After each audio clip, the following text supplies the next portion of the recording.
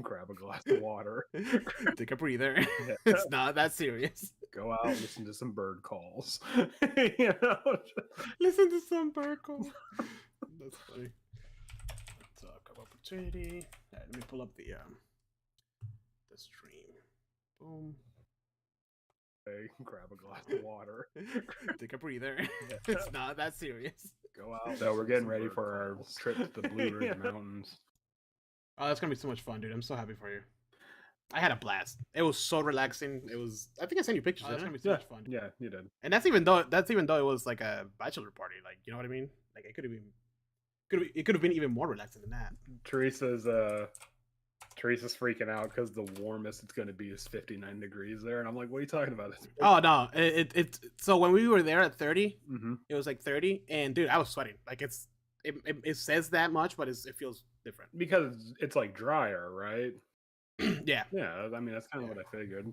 Now the thing that kind of freaked me out was that we got our information for our cabin. They finally gave us like the actual address. Like, for whatever reason, they weren't going to give it to us like a week before. Oh wow, really? The cabin I mean, it's probably a lot of legal stuff, but they were like really secretive. Like to be like, we can give you the street it's on, kind of, but we can't really give you the exact location. And I guess that's so that way you don't plan a murder or some shit around. No, because I mean, I think Verve, like the Airbnb competitor, it's kind of like that. Mm-hmm. But they don't give it to you 2 weeks ahead. They give it to you like months ahead. Well, this is a like proper like cabin rental resort. Oh, they probably were trying to figure out which was going to be available. Honestly. Yeah, I mean, and there's like a lot of stuff. Like I said, there's a lot of legal stuff that went with it. So I'm like, okay, that's fine, whatever. So what you're telling me and the live stream is that you're going to the Smoky Mountains to this very specific street address. No, not the Blue Ridge Mountains, not the Smoky. Oh, I'm sorry, Mountains. The Blue Ridge Mountains. Yeah. And this very specific cabin and this very. Please find the address in the description. If anybody needs me between March 3rd and March 6th, I will be at. Hold on a second. Let me pull it up. 61 East Elledge. And then just a drone strike. No, fucking hated that guy. But didn't do enough research on Vecna. Anyways, but no. Okay, so they're like, we're gonna give you the instructions from the town of Blue Ridge to the cabin, because you will lose cell reception. Yeah, I can see that. And then they're like, if you are going down a road while you're on your way to the cabin, if you're going down a road and you realize you went down the wrong road, go to the end of the road and then turn around. There's not enough room for K-turns. That's good. See, that's how you know you're going to the middle of nowhere. And I'm like, oh my god, I am not prepared for this. Oh shit. So, all right, Andrew. You ready to do the intro? Yeah. Let's do this thing. And welcome to another episode of A Talk of Opportunity. We've been gone for a while. It's been a minute since we did our last episode. But as always, this is a podcast all about tabletop RPG, video games, books, and all kinds of geeky things. With me, as per usual, coming back from the grave. What? Andrew. I mean, granted, I kind of felt like death warmed over for the longest time, but I'm back, baby. I'm all hopped up on coffee and other pharmaceuticals. You can't keep a good man down, except for me, but only for a little bit. Let's do this thing. Keyword, good. Rip my shirt on. And me, your other host, Jose. You know, the one that has the funny way of speaking. But yeah, today we're talking about a very special RPG that we played maybe 2 times, maybe 3.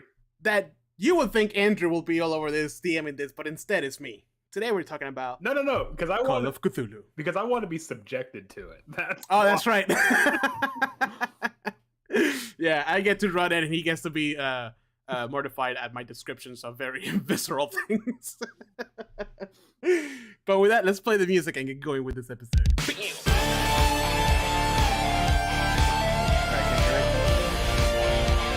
so what I'm going to do is I'm going to open up the conversation with a prompt. so that way Jose, you can start what do talking you about do? Call of Cthulhu. Okay. I'm gonna cast.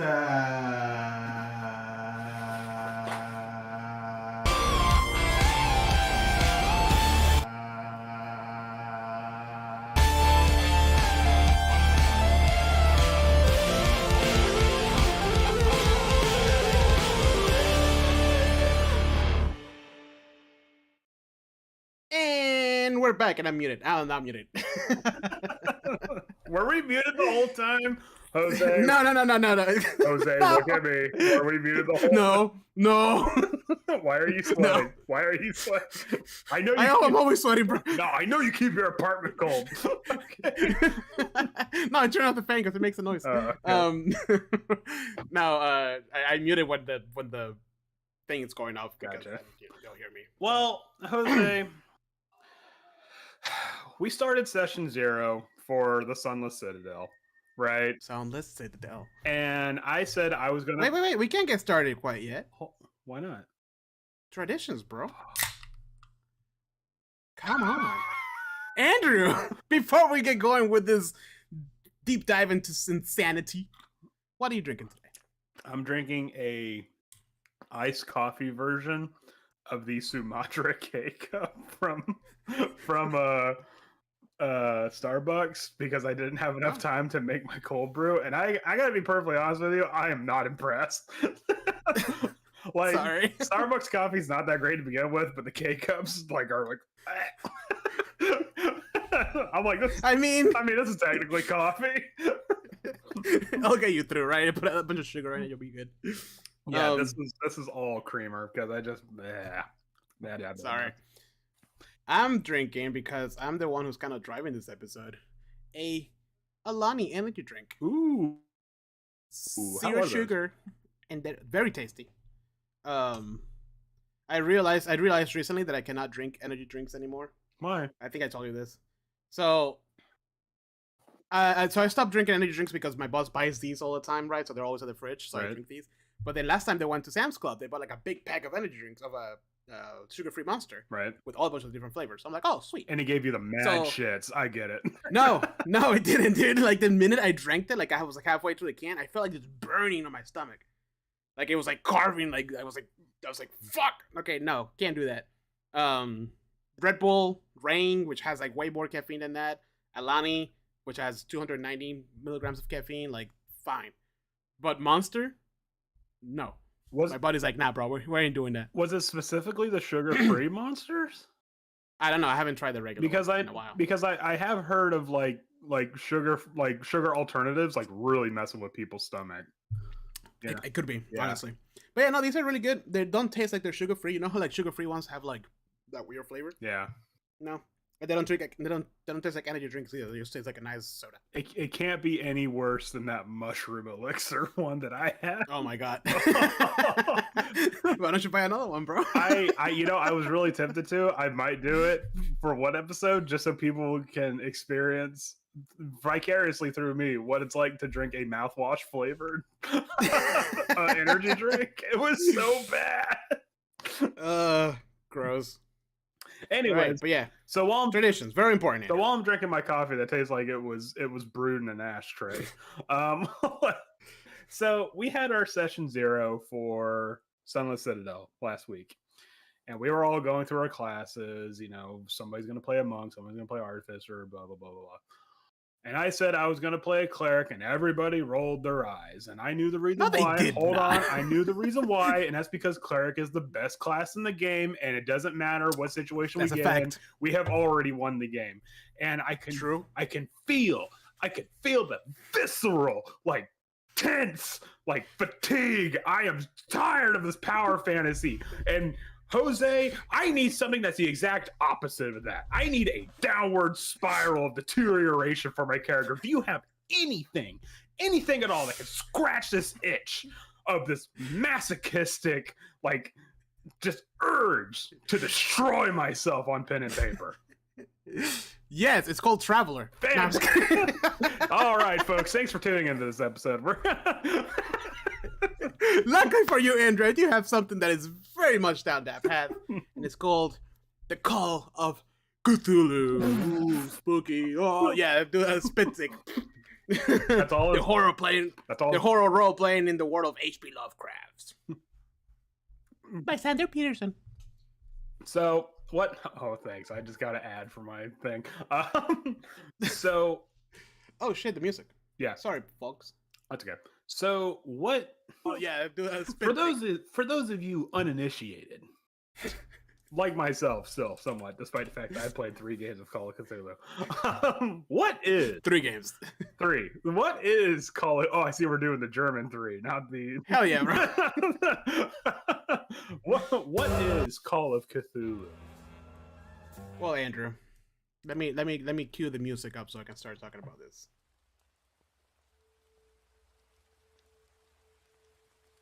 To love for the stream, just bring it up a little bit. Call of Cthulhu is a game about sunshine and rainbows. Actually, it's very fun and nice, and people talk to each other and solve the problems that way. That's it. Jose, No, it's not. It's the opposite of that. Jose, I feel like you're fucking with me. Look, I have this quote. I thought it was just it encapsulates the whole game beautifully. Certain games are not about growing in power and taking on ever more potent monsters for loot. Sometimes a game is more about the experience and the odds of your character surviving 2 sessions with all of their faculties remote. And that's the point. This game is about finding out the darkness, the dark truth of our universe. It's about trying to survive, not physically always, but also mentally. This game is about just making it from point A to point B, from the entrance to the creepy warehouse to the other side, by just trying to make it. You know what I mean? Mm-hmm. This game is it's not about having a sword and shield and fighting evil. It's about solving mysteries, and while solving those mysteries, trying and remain sane and keeping your wits about you. I think it's fair to say that in Call of Cthulhu, the power fantasy goes right out the window. Right away. And magic, right away. And magic is real bad. It is, and really hard to come by. And like, if you're like, oh, whatever, I'll just shoot things. Well, shooting things is also really hard, really complicated. It can go wrong for yourself. And I remember one game specifically, we loaded up on shotgun ammos and whatnot, and it didn't help the slightest bit. Because you should have cued in when I was like, yeah, you can find all that stuff, and I didn't put any if and buts about it. but it's like, how can you shoot something that the mind cannot begin to comprehend? Something that's not tangential to the corporeal plane in which we exist cannot be taken down by buckshot. Okay. The point of this game is one word: fear. The fear of the unknown, because the unknown is too much to know, and if you know, you lose. It's like the game, man. If you know the game, you lost it. Okay. Give me a fucking hot slice of that pie. I am ready for it. Everybody knows in our group, I want my guys to die terribly. Didn't your character die last time we played in the attic monster thing? I died twice because one of them died, and then you're like, okay, here's another character for you. I'm like, okay, fine. I just immediately rolled with it, and I think it's like the second they got to the room, like a piece of the ceiling collapsed on them or something like that, and they just immediately died. I'm like, this is great. I'm loving this. Everyone else is freaking out, and I'm like, this is awesome. Yeah. Yeah. So. I was thinking the best way to tackle this, and I just want to kind of dive a little bit into the background of the actual adventure, right? Fine. So, I'm sorry, not the adventure, of the word escaping me, not the content, the subject. Okay. H.P. Lovecraft, right?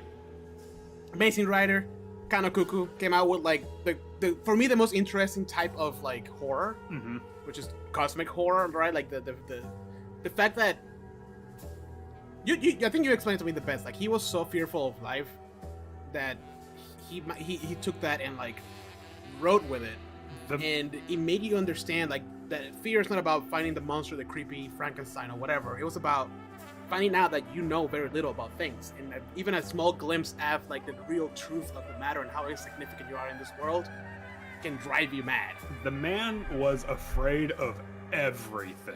And when I mean everything, he wrote a horror story about air conditioning because he couldn't wrap his mind around the concept, and he thought a penguin was a monstrosity. Like, this was a guy who's afraid to walk outside of his house for fear of like a hawk dropping a turtle on him or some shit like that.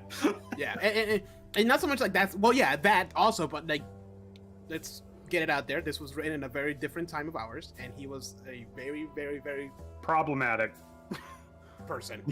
Right? Like, especially when it comes to certain races and certain like religions and stuff like that. Let's just like address the elephant in the room. The whole Shadow over Innsmouth thing with like the fish people was because he found out he had a little bit of Welsh in him, and that freaked him out. Exactly. You know, so yes, there is a lot of really problematic in his like the actual history of it, but he did give us some of the greatest horror stories out there, right? If you kind of remove that part out of your mind and just enjoy it for what it is. Excellent stuff. Yeah, I mean, say what you will about the person or even his writing. I personally find his writing to be a little dry, depending on how long the stories are. But his influence is mountainous. You know, I mean, just 100% blown up. One of the most influential horror writers out there. And I mean, for all of you guys that are listening, you're like, oh, okay, cool. If you haven't watched the movie The Color Out of Space with Nicolas Cage, to me is the best representation of the best representation in pop culture that I've seen, because I haven't watched The Lighthouse yet. I know. For Lovecraftian horror, right? You never actually get to see the monster. You just see the effects of the monster happening in like the minds of Nicolas Cage. And if you ever wondered why Nicolas Cage never played a crazy maniac on a movie, well, here's where he plays the crazy maniac at 1000%. Like, he just goes all out, and the slow descent into madness with him and his family. I mean, if you like stuff like those kind of horror movies like that, The Void, The Lighthouse, like you said before, if you like video games like Bloodborne, Silent Hill, there was a third one that I just had in my head and it eluded me. But I mean, if you like stuff like that, you have H.P. Lovecraft to thank for that, because is Death Stranding a little Lovecraftian? Yes. Death Stranding. I mean, it's not. Death Stranding does have some scary parts to it, but I mean, like the idea of, if there's pretty much any kind of horror where the biggest scary part of it is something you don't know and you will never find out about, it kind of comes back to H.P. Lovecraft for that, you know, because like, you know, like Mary Shelley's one of the biggest proponents of like the horror genre. I think she is actually the first author for the horror genre, but she had like the monster horror. Like H.P. Lovecraft is like the unknowable horror that you will never figure out, you know, like the nothing is scarier kind of. Like, you know, if you love those moments in movies before they show the monster, because and they just kind of like the camera pans into the darkness and you don't know what it is, you don't know what the powers are or what is happening, you just know that there's something there, but you don't know what it is. That unknown fear, he took that's his fear, and he blew that out. You know, because let's be honest, in every horror movie out there, they always show the monster at some point, and what happens? You're not afraid anymore. Like, it's just, at that point, it's just jump scares. All the tension's gone in the room, but if you have that horror that's done right, like specifically Silent Hill 2, like anybody, if you can't play Silent Hill 2, watch a Let's Play of it, because there's just a sense of wrongness about it, and that is perfectly H.P. Lovecraft, where it's like reality adjacent, like things are wrong, but you can't quite put your finger on it, and you never will. You know. Anyways, sorry, going on about the. So no, that's what Lovecraftian horror is, and it's important to talk about that before we, like, you know, we gotta dive into a little bit of like the mechanics and kind of like how it works, and you know the aspects of the game itself. But it's very important to kind of know that, and in fact, in the what do they call this? The Keeper's Rulebook, right? In page 17, there's a recommended reading section. Just kind of like with Dune, right? Where you have like that crazy. But I mean, all of his stuff is short stories, so you don't have, it's not that crazy. Yeah. But like the Dunwich Horror, The Shadow over Innsmouth, you know, Dreams in the Witch House, like all that kind of stuff, just to kind of like help you run the game, set up the mood, because this is not like, oh, there's a scientist, a monster, and it's attacking. Like, this is not like, you know, that type of horror. This is, and once we start diving into the mechanics, we'll start really realizing what it is, right? It's not man versus monster, it's man versus self, almost. Kind of. It's like in some aspects, it's like man versus the universe. By the way, I remember what the third game was I was going to reference. Eternal Darkness on the GameCube. Oh, Eternal Darkness! Holy shit! Which is the biggest love letter to Lovecraftian horror. But but to kind of perfectly sum up Lovecraftian horror, you're not going to get straight answers. Like, the worst thing you could probably do is see the monster. It's get straight answers. Yeah, exactly. And we'll get into it because, like, once you start, the more you start knowing, the more insane you become. It's like a weird. There's penalties and benefits to it, but not really. Like, sometimes it's a necessary evil somebody has to do, but like, it's crazy. It's great, and it's also so I was reading through the book. And you kind of experience this when we play the game. It goes from we're saving the world against the dragons or this Everwinter to I just got this mysterious letter from a colleague that I haven't seen in years. Right. And it starts as you're gonna get like an inheritance or something, and then it starts unraveling into darker and darker themes, and the whole adventure might take place in like a block of a city. Right? Like, you go from one building to the other to the basement, like, and that's it. Like, it's very small, it's very intimate, but is tense and is horrifying, and you die. or your mind collapses at the sheer cosmic insignificance of not just you, but the entire human race. Yeah. So if you're looking at like the book and you see Cthulhu and you're like, hold on, my Facebook is going off. I think it should kind of be a rule of thumb that if you see anything like that, your mind just snaps. Just like, nah, you're done, dude. Just yeah. So like, you know, some people might see like everybody knows Cthulhu, the big green monster with like tentacles in its mouth, and they're like, oh yeah, I want to fight him. That sounds like a great idea. No. It's really far away from a great idea. And in fact, I might be wrong here, but if you see that and you're not prepared, and by prepared I mean like really prepared, you're dead. Just seeing it, not getting there, or anything like that. Like, just seeing it. Well, because I think, you know, I think also the investigators. That's the name of the player characters, right? They're called investigators. Yeah, investigators. They also have like the fragility of a Lovecraftian character, and that is, if anything goes south, their mind's broken. They're in an insane asylum, kind of a you know. So and to put it into like D&D perspective, like we talked about like the life of a level 1 or of a commoner before. That's what you are. You're literally just a commoner. You might become a little bit more skilled at certain things, but you're a commoner. Like, if you put an investigator versus a giant rat, you're probably gonna die from D&D. A giant rat from D&D. Because like, that's how fragile you are. Because I mean, it's a giant rat. You know, a regular rat. If it gets to jump on you, a regular rat might kill you. So you don't get a chance. It's always fun to put that into perspective because, like you said earlier, like in D&D, like you are a hero. You are already the Wonder Woman. You're already the Batman of like that universe. Here, you're just a small Joe that has a bakery or something. Not even. Probably you're just working like, you know, a canning factory. You're just a guy that might have a college degree and woohoo, that might help, or it might not. No, it might not because you have more intelligence, and I'll explain that why. I almost died. I almost died because the book fell on my head. Like, I think I took once. I only had like 4 HP and I took 3 damage because a fucking book fell on my. Like, I sustained a concussion. I think I managed, because I felt bad, but you know, I think I managed to roll the highest possible value for that.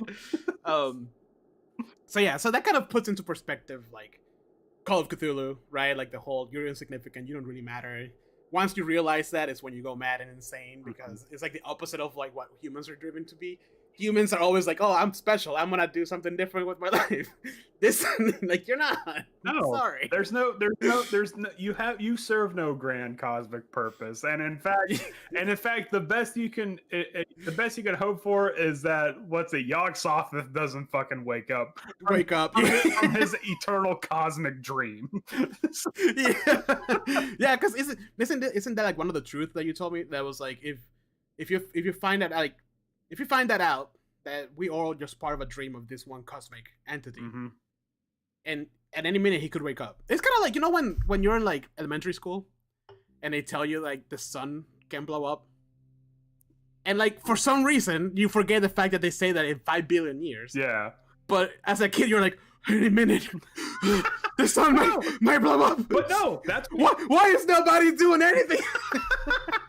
In 5 billion years, we don't have any time. But no, that's what Yog Sothoth, also known as the I think he's known as like the atomic sultan, the blind idiot god, one of those guys. Yeah. He is a great old one that is just floating around the cosmos, and he's being kept sustained in a sleep. Like an eternal sleep by these like flute or horn players that surround him, because they believe, or surround it. There's no gender. Are you fucking kidding me? Yeah. We're beyond that. Because they believe that should Yog Sothoth wake, the world will just, or not the world, existence will just wink out, because we are just an extension of one of their dreams. Yep. So try to wrap your mind around that, people. Yep. You know, and that's why I'm saying, like, the more intelligence you have, the more college educated you are in this game, the more likely you are to figure that one out. The more likely you're about to go insane. Mm-hmm. And like, we'll go over all this in a little bit. But yeah, so that's kind of like grasping into the Cthulhian mythos, right? Yeah. This whole, you know, we are insignificant. I'm afraid of everything. What the hell is that? And I'm out. And, you know? and if you get even the briefest glimpse of something that might be akin to the truth, you're dead. Yeah. And sometimes even worse. Actually, that's best case scenario, being dead right away in this game. Yeah. Because there's all the things that can go really, really wrong with you as you go insane. But anyways, let's talk a little bit about the game. This beautiful game too that we play to unwind ourselves after a long day of work. Now that we're done talking about just Florida in general, let's talk about the Cthulhian mythos. Watch out, DeSantis is gonna wake up. No, the blind idiot governor.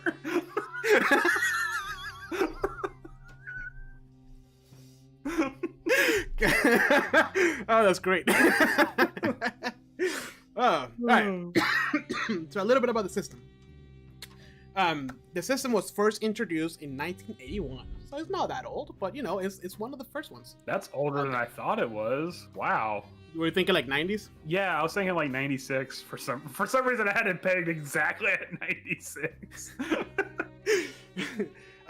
The system, let me see, I wrote it here. It's called it's based on the basic role-playing system, or the BRPS. Okay. You know, it's kind of like GURPS and like all that crap. Right. So this system was originally designed for RuneQuest RPG. Okay. And it's based on just portion tile dice. It is meant to be like a very not broad. Yeah, like broad strokes way of like incorporating basic rules to any role-playing setting that you want to create. Right? Okay. Yeah, and all it is just based on 2 d20s, and the whole goal of the system is to roll under a certain number. Right. That's it. That's really the whole system. I mean, yeah, it. I remember when you showed me the how to play thing. It felt like it was a lot, but then once you realize, I just have to roll within the brackets, everything immediately fell into place. So yeah, and it was, yeah, and it's one of those that it's hard to wrap. At least for me, it was hard to wrap my hand around it, because in D&D and most RPGs, you want to roll higher than whatever the difficulty is. You're like, D20, I gotta hit that 17 DC or whatever. And this one, essentially, what it is like the higher percentage of your skill and whatever it is. Like I'm really good at cooking, right? Mhm. I'm not, but let's say I'm really good at cooking, and my percentage is 75, right? Right. That means that if I roll a d20, I have a higher chance of actually cooking a good meal. You mean a than D100? failing. I'm sorry, a d100, yeah. If I roll all under 75, I create a good dish above it, you know, so if that makes sense, I think that helped me wrap around it. Like the higher my percentage of my whatever skill I'm working, Yeah. the more chances I have. So if your skill is 75, 1 to 75 is success. Anything outside of 75 is failure. Yeah, correct. So. There's no DC like it is in man, this is a great playlist, but like one song is like really low and the next song is always like really I'm constantly there's no DC kind of like on D&D where you have like DC 17 whatever. The way it works is with halves and fifths. So half of your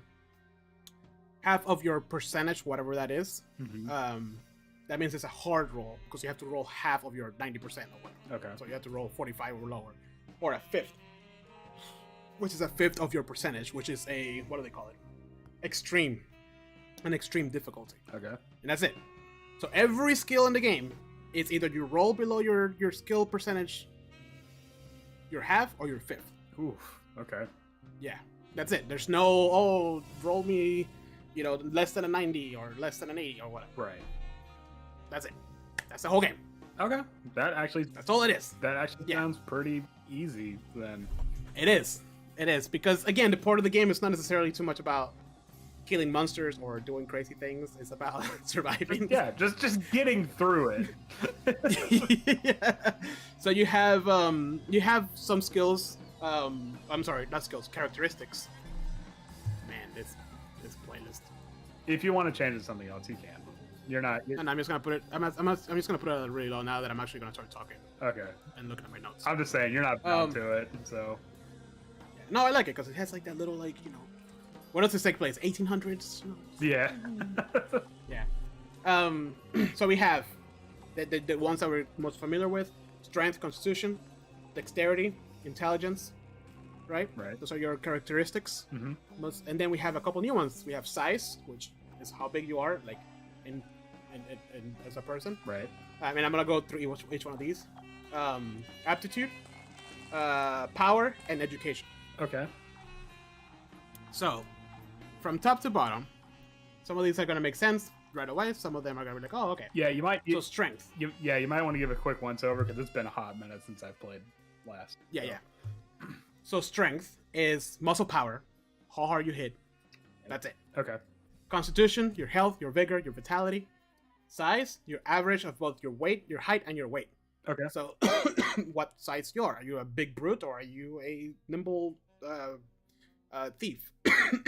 Now, people should keep in mind because this is based on. Oh God, Jose's dying. Oh, he realizes the great old one doesn't want me to talk about this. He realizes cosmic insignificance. But keep in mind that because the settings are all technically real world, right? Like it's like Philadelphia correct. or some shit like that. Or Boston. Correct. That's a good point. We should probably talk about a little bit about that. Yeah. So there's no like halflings or dwarves. Everyone's a human. No. Everyone's a human. Yeah. Everyone's a human. Yeah. So thank you. I completely forgot about that. In this setting, it is all real world, and it all takes place in pretty much Massachusetts. I mean, there's like the town of Arkham and like some surrounding areas, but like, in all honesty, it's literally anywhere in the New England area. What's it called? That New England area. Why? Right? And then there's always New England. I don't know, but then there's that area, right? Like any city you want to talk about or take place into or town, whatever. Mm-hmm. And then there's Arkham, that just lives in like somewhere to the side, because Arkham is like a central. They do have a map, but it's not even like that well defined. It's just a central, how do I explain, a hub that connects everything. Okay. Like it's fictitious, so it's like, oh, you live in Boston, they call you to Arkham to see your uncle, and then you have to travel to a town between Arkham and New York. I don't know. Right. Now, but it's one of those things. So like, there's a lot of board games play, like Arkham Asylum or Asylum. Yeah. I mean, it's named after for a reason. No, but what's the name of the board game? Arkham. There's Oh, there's Pandemic Cthulhu. yeah, well, that one too. But no, there's whatever. That's an art. I think it's just called Arkham. Yeah, I think It's a card game. I think you're right. I think it is just called Arkham. Yeah. But so whenever you see Arkham, like, this is the origin of it. It's just a fictitious town in somewhere in Massachusetts. That's it. Now And that connects all the way. But it's all real world. It can be like late 1800s, you know, early 1900s, all the way to like modern era. There is stuff here for like cell phones and like all this other kind of stuff. Oh, really? You know, yeah, you know, it doesn't quite encourage you to be like, oh, 2022, but you can bring it to modern times. I mean, it is technically a modern game. I mean, if I were to run a game, I would be like, nah, dude, the world stopped developing after 1930. You know? Like, well, I mean, just so we can have like that kind of, you know, that, because it's not just, I don't know. For me, Lovecraftian horror, like, it works better in a setting that you're kind of familiar with, but not entirely. You know? Yeah, I agree, and that's fine. But also, I mean, look at the Colorado Space with Nicolas Cage. That takes place in 2019. But it's remote. But it's remote enough. Yeah. That you know, like, oh, I'm gonna go. I have internet. Like, yeah, you might have some internet, but like, there's the Colorado Space just blocked your signal. Yeah, there's technically internet, but then like within the first 20 minutes, it goes right out the window, and now it's just not an abandoned, but an isolated farmhouse. So you know, just comfortable enough to get you in there. Then they rip all that security away. Yep. Which, I mean, it might be a better approach if you ask me, because you know they feel confident. They have their 9mm with a bunch of bullets and their shotguns and shit, like modern guns, the AK-47s and the M16s. Yeah, there's probably some fucking influencer like, oh, we're gonna discover this. Yeah. The Necronomicon. Ah! Blood shoots out of all their first sanity check is when their internet signal goes away. Roll me an extreme check on that. Ah! And we lost the influence. My Facebook feed. But I don't know. Like I said, if I was to run one, I'd be like, nah, dude, 1918. Yeah, here we go. And that's I think that's fair, because I think that also adds to kind of like roleplay aspect of it. Because if we do a modern one, we're just gonna talk the way we are. But I think if we do like a 1920s, like, you know, do some more of like that 1920s slang. Yeah, be like, that's just aces, kid. Let's crack it. Yeah. Let's get out of here. which could be a lot of fun, you know, until your mind blows up. But you know, until that point. Oh, this isn't the cat's pajamas. No. Oh my god, his head blew up just like this Lucky Strike cigarette. Ooh. Yeah, everybody's smoking. The doctor recommended it to me. The Surgeon General says it's good for my health. Yeah, my baby's gonna be so strong thanks to this Lucky Strike. I just shotgun it right into my little baby girl's face. Come here, sweet thing. Oh god. Anyways, back to the basic characteristics. Sorry. We need to put like smoke in. It's not about. Yeah, smoke. It's not cool, people. I'm sorry. This is a fantasy world. Yeah. But also, all right. But also that gives us a chance to play that like obnoxious early 1900s jazz where all the brass sound like it was farting because of bad audio quality. Yeah, exactly. All right. So yes. Back to the correction. Sorry. So we did strength, constitution, size, dexterity, quickness, nimbleness, physical flexibility, aptitude.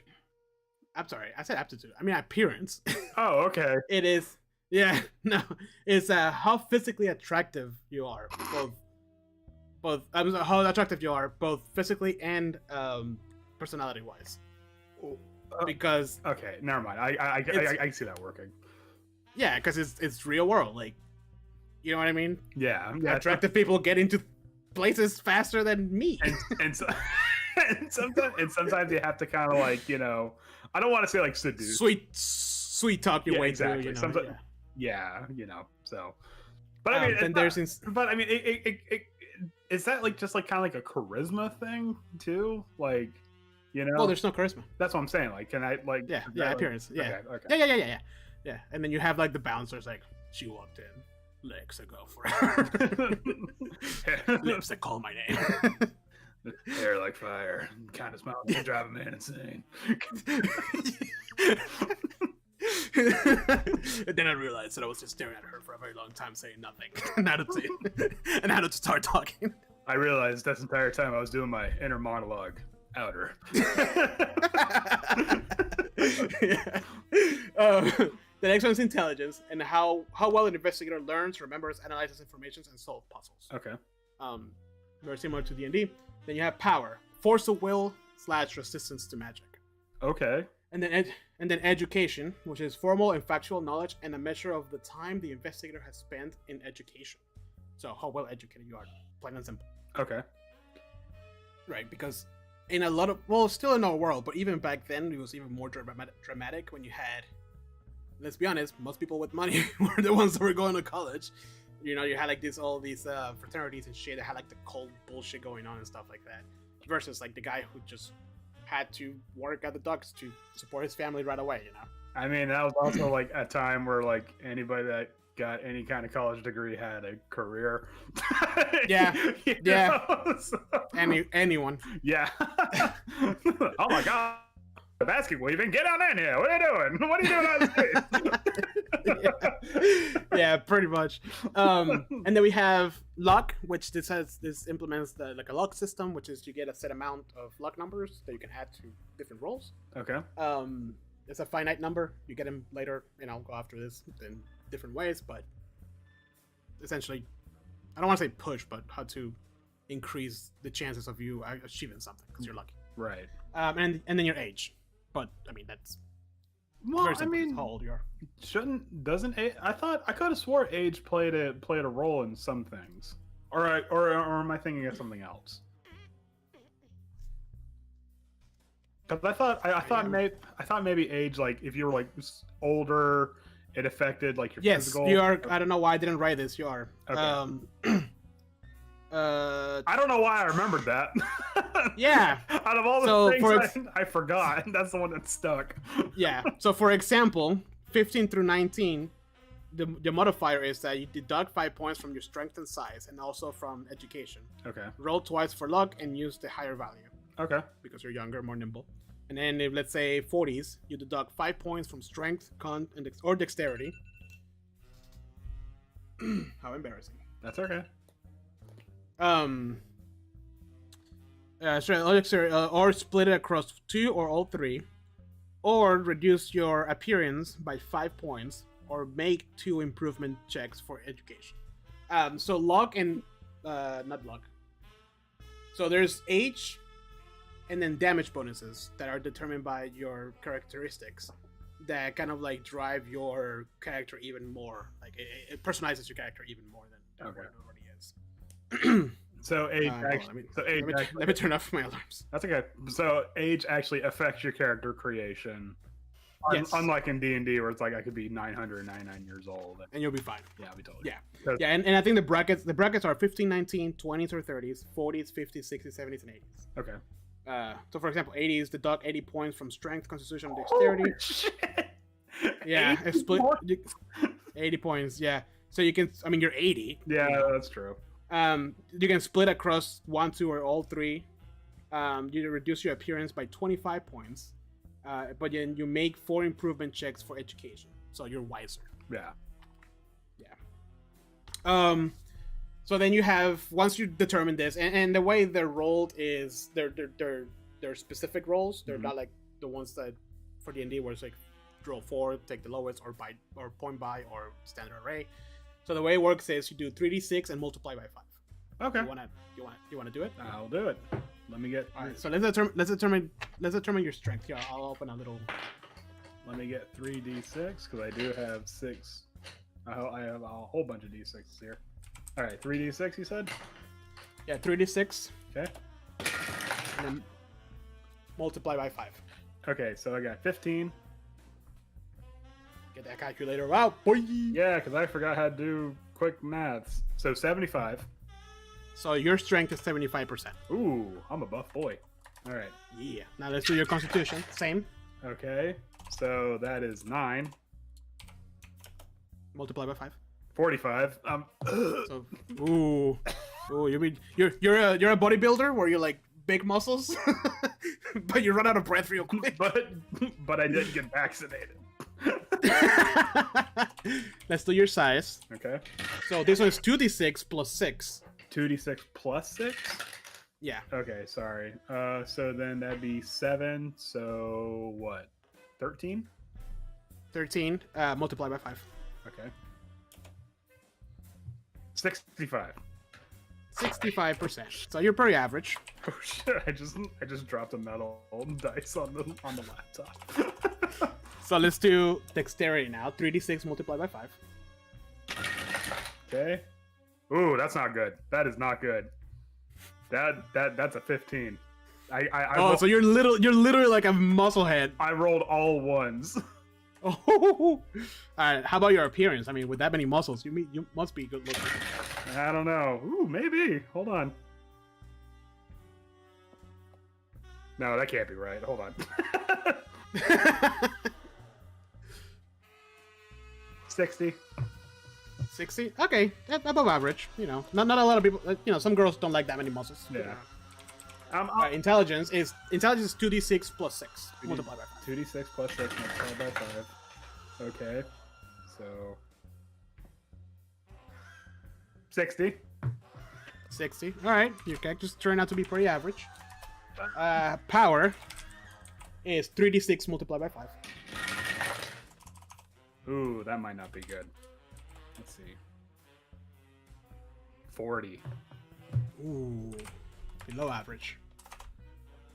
So I'm a muscle-bound, arthritic, sickly, kind of okay-looking, not exactly, George Clooney guy with low willpower. Yeah. No, let's determine your education. Okay, I thought the point of this was to not make me. I thought I was supposed to escape reality. All right, education 2d6 plus 6. Let's make them all ones. What is it? 2d6 plus 6? Yeah, multiply by 5. Okay. Ooh, okay. Let's see. 70. Oh. I got brains in my muscles too. Doing the workout where I had the textbook strapped to the bar. Bro, listen, when I do the workouts with Chris, he's like, okay, remember to breathe, and I'm like, I can't breathe and count at the same time. Wait, I'm like, one. Yeah. All right, let's determine your luck. 3d6s. Okay. 3d6. Here we go. Oh, that's 2. Come on, Andrew. Is it just 3d6? Yep. Nothing times anything? Nope, just 3d6. Okay, I got... Oh, wow. Actually, I'm really good on that one. I got 16. Almost all. Oh, nice. Yeah, 2 6s and a 4. All right, so here's the thing. Give me your age. My you want to do your real age, or do you want to determine your character's age? How do I determine the character's age? No, I mean you just pick. Yeah, I'll just... any age between 15 and 90. I'll just do my real age. Let's go with 31. 31. Mm-hmm. Okay. Which anybody out there that's gonna make fun of it, shut up.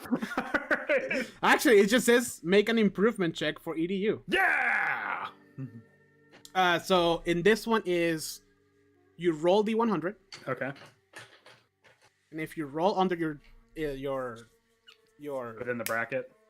Yeah, you have to do you have to roll a 1d6 or something like that. Okay, so what was my education? It was 70, right? It was actually 70, yeah. Okay. I rolled at 87. Wow. Damn. Okay, so nothing happens, and there's an improvement at the end of a campaign, or not a campaign, a session. There's an improvement, which we never got to do because we only did short games. Yeah. There's an improvement segment that happens. Okay, right. So your age is fine, so nothing major happens there. And would that be the closest thing to leveling up in this game? Yep. Would just be okay. Yep. You're improving your skills. Okay. So strength 75, constitution 45, size 65. Dexterity 15. Appearance 60, intelligence 60, power of will 40, education 70. So this is the guy that like he's strong, but if he drops something, you see him like awkwardly like not trying to bend over, just like doing that weird like squat lean thing to pick it up. And someone's like, "Do you want me to get it?" Like, I got it. Let me. Oh shit. All right, so let's do now. You have your base characteristics. So now we have to do your half and fifth for each one of those. Ooh. Hold on. There was a table here somewhere. Can't find it. I should have written that down. It says combat values. God damn it. Page 49. See, this book does something that I wanted D&D to do, which is put reference numbers to rules, like pages, on their books. I know, right? Like right here, it's like a quick reference chart for half and fifth values are found on page 49. Instead of being like, "Oh, it's in chapter 8." Oh, you mean like the second half of the entire fucking book? That chapter. Oh, okay. Yeah. All right. So for your strength of 75, your half is 37. Okay. And your fifth is 15. Wow. Yeah. Meaning, I mean, for a hard roll, something that you're not quite like that you've never done before. Oh, hi. Oh, Orange asks, "Thank you so much. Sorry, my window was being covered." He says, "Hey, I'm 42, so no criticism here." And then they say dexterity of 15. Ouch, you're not dodging anything. Yep. He also says, I have the GM screen. It has a neat guide for all those values, like a ruler across the top. Oh, that's neat. See, like, I don't have that. We already play on Roll20, and I was pulling things out of my ass. But hey, thank you for being on the stream. It seems like you've DM a couple of these games, so please correct us. All right, now let's do. That might actually be something where, like, if you're gonna play a game on Roll20, it might be handy to have the GM screen just there for like reference, quick reference. Yeah, because I might do that with my. I did that when we DM. I did that with when we were playing Strahd. I had the DM screen behind the computer screen. Yeah, that might be a good idea. Yeah, I think I'm gonna do that. All right, so your Constitution. Yeah, it says the cheat sheet on the GM screen is amazing. Yeah, I bet, because the ones for D&D, like, I love them. Especially when they're, like, adventure-specific. They're very helpful. Anyways, so your Constitution is 45, so your half is 22. Okay. And your fifth is 9. Please don't cough in my eyes. For your size, 65, so 32. And 13. Okay. For your dexterity. Wait, what kind of hard rolls am I gonna have to make about my size? Well, if you're trying to like squeeze somewhere or like, that pipeline, boy. Well, yeah, or like hide behind something, like that kind of stuff. Wouldn't a bigger size make it like lower then if you're trying to hide behind something? Hold on. There's gotta be. Well, so if you're 65, you're probably average. But let's say you're like 90. Right. So 90. Oh, that just fried my brain. Hold on a minute. Let's go back to the. I have it right here. Because I mean, I can size. Okay, size average both height and weight into a single number to see overall wall, to squeeze through a small opening, or even to judge whose head might be sticking out of the grass. Use size. Size helps determine hit points and damage bonus and build. One might decrease the size to indicate the loss of a limb, though lowering the dexterity is more often the solution. Presumably, an investigator loses all size points that disappeared. Goodness knows to where. So maybe size, but perhaps it's not necessarily like the higher the percentage, the bigger you are. Right. Maybe it's just how your body adapts to that specific situation. Okay. Yeah. So hold on. It's easier for me to squeeze through like a fence post or something like that than, Right. Okay. Yeah. So dexterity, 15%. Oh. Your half is 7. And your fifth is 3. That's a hard roll, bro. Appearance 60. Hey, look, man, I can't help it. 30. I got arthritis when I was 27. All right. 3012. Here's another 3012 for your intelligence. Your power is 40, so 28 or 20, and then your fifth is 8. Just gotta clarify that. Your education, 70 is your highest stat. Is 35. Weird. And 14. You're a muscle nerd, bro. What can I tell you? And then luck and whatever.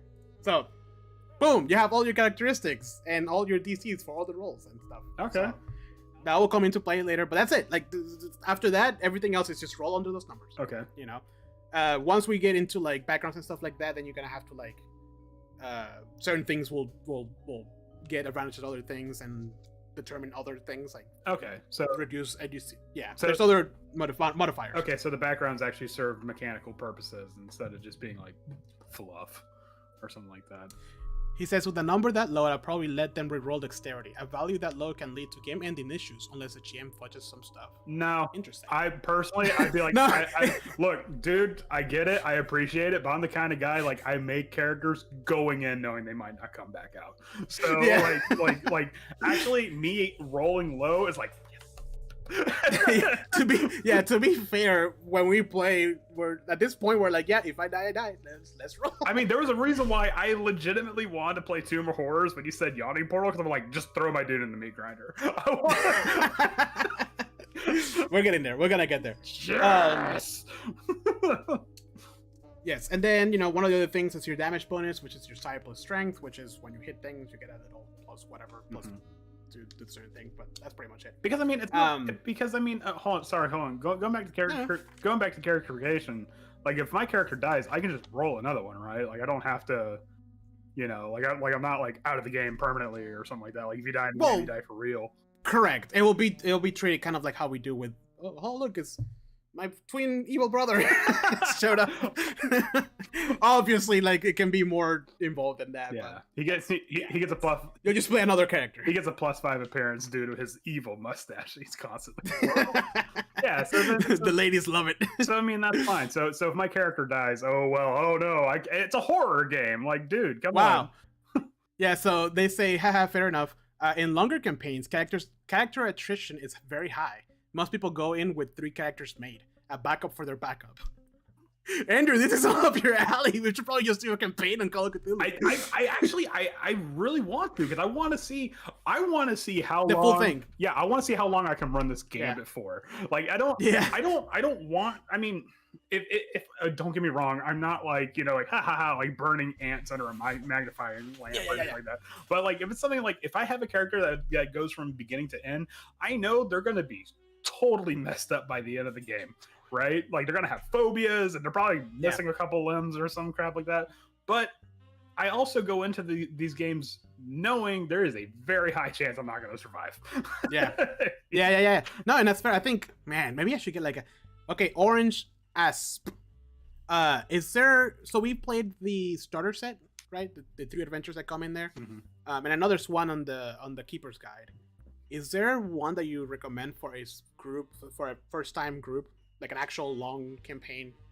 If so, please put it in chat, because we will probably run it. I don't know anything about, like, we're more of D&D people, so like for us, we're exploring new things. But if you have like hey, this is a great short adventure, whatever, that you guys can play through a couple sessions, please let us know, because we'll probably run it. All right. Because I mean, what's it? When we played that one, it was like a 2-parter adventure. You had like a pool of characters. And everyone's like, oh, I'm just going to pick this one. And you're like, no. Keep this pool in your mind. That way you can... Yeah, it was one of the starters. Yeah, it was one of the starter ones. Yeah. So after you determine all your characteristics, then you go into something that's more familiar to us, which is you determine your occupation, which is just like backgrounds. Okay. And then you decide your skills, and then you allocate your skill points. So if you remember on the character sheet, that we had, there was like your characteristics on top, like your strength, abilities, whatever, all that stuff, and then there was like the biggest chunk of it was your skills, right? And some of them had like a little square for a check mark and like other stuff. Here, I'm gonna bring up the Call of Cthulhu character sheet just so I can remember. Yeah, get a visual on that. Here, there's a sample one here. Let me just pass it. There it is. It's 7th edition, right? Yes. Okay, I just want. Yeah, no, I'm pretty sure it's 7th edition. Okay, I just wanted to make sure. Whatever the latest one is. Okay, sorry. Go on. Like I said, I'm just pulling it up just for reference. Yeah. So let me get to step 3. Step 1. Step 2. Determine occupation. Okay, so your occupation, personal interest, and other things determine your skills. And these are pretty much, they're looser than like D&D, where you have like, oh, your investigation role or your nature handling, animal handling or whatever, because it really depends on your what occupation you want to do and what makes sense for that. Does that make sense? Yeah, exactly. So if you're like an archaeologist, you put like your archaeology like skill, like library use, because you're educated, you put your education on there. The investigator skills, you choose a couple. You mean to tell me your occupation actually like affects your like I know skill? Crazy. Yeah, I know, nuts. But like, you remember there was one time that you guys like, oh, what do we gotta do? And like the whole thing was just going to the library. Yeah. And trying to figure out what was happening. Well, that's because I played an archaeologist who did not know a lot about library use. So I rolled really bad for my library use, because I'm not in the ruins of some like deep in the heart of darkness Africa kind of thing. Like, I'm in a fucking library. I don't know how to work the Dewey Decimal System. Yeah. Yeah. And that was my fault, because I picked the exotic guy. Ooh, he has a gun. He's blah blah blah. No, dude. That gun never came into play. Never. No, none of the skills I had helped at all. And then you can write a backstory, this is more of like the actual oh, I came from here and whatever, and I went to school there and stuff like that. And then you equip your investigator, which is all based on your credit rating, which we didn't quite talk about credit rating. I can't believe there's an actual stat for credit rating. Well, yeah, because is that so? Remember how sorry. Remember how when you guys went shopping, we're like, oh yeah, you have the money for this because it makes sense. Mm-hmm. That's how wealth is handled here. There's not really a lot of oh wow, okay. Sorry, Orange App says, how many sessions are you talking? Their best intro campaign is the one called A Time to Harvest, but that's something like 25 sessions worth of play. It's designed as a great first long campaign though. For anything shorter than that, it gets a bit weird because most of their polished scenarios can go anywhere from 1 to 4 sessions depending on their how they're played. Honestly, both. I think we might want to start with a shorter one. Yeah, something just to kind of give a sample to the rest of them. Yeah, because what we played is literally the starter ones, which is at most a 1-page thing for the DM or for the keeper. Right. And that was it. And that lasted us 1 or 2 campaigns. If we can do 4, 6, whatever. I think 25 might be a little too much. Yeah, because we're currently running a bigger campaign. Yeah. And we have limited time. And what I'm afraid of is presenting oh, hey, here's this 30 session game, and it might I don't want to say it's going to turn people off, but it might be intimidating, especially if we're trying to introduce something new. Yeah, that'd be me playing, oh, we're gonna play Lancer now, here's my 100 session game that I came up with. My 2-year worth of campaign. Yeah. What a better way to turn anybody off from that, so so just give them a little something the first taste is free, and then boom, you hit them with the 25 session. So I'm gonna look into A Time to Harvest just to have it in my mind, but if you can recommend some of the shorter ones, published shorter ones, I think that'd be fantastic for us in this group. Can I excuse myself just real quick? I'll be right back. Yeah, of course. Okay. Yeah. We're gonna listen to jazz in our campaign. There is a published session called Deadlight and Other Dark Turns, which is widely considered the most fans as their best compilation of individual scenarios. Published book rather. Ooh, let me look into that while Andrew is. Oops, don't do that. While Andrew is excusing himself.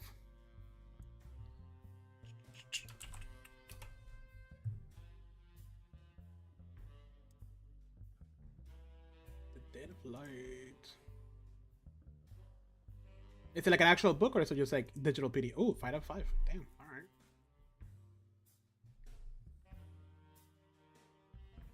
When the rise of the automobile in 1920s, people were no longer tied to the railways as a means of getting vacation. For those who could afford the luxury of a car, the expanded United States highway network brought in with opportunities to travel and see new places, as well as visit those that our railways didn't reach, and all at your own pace too.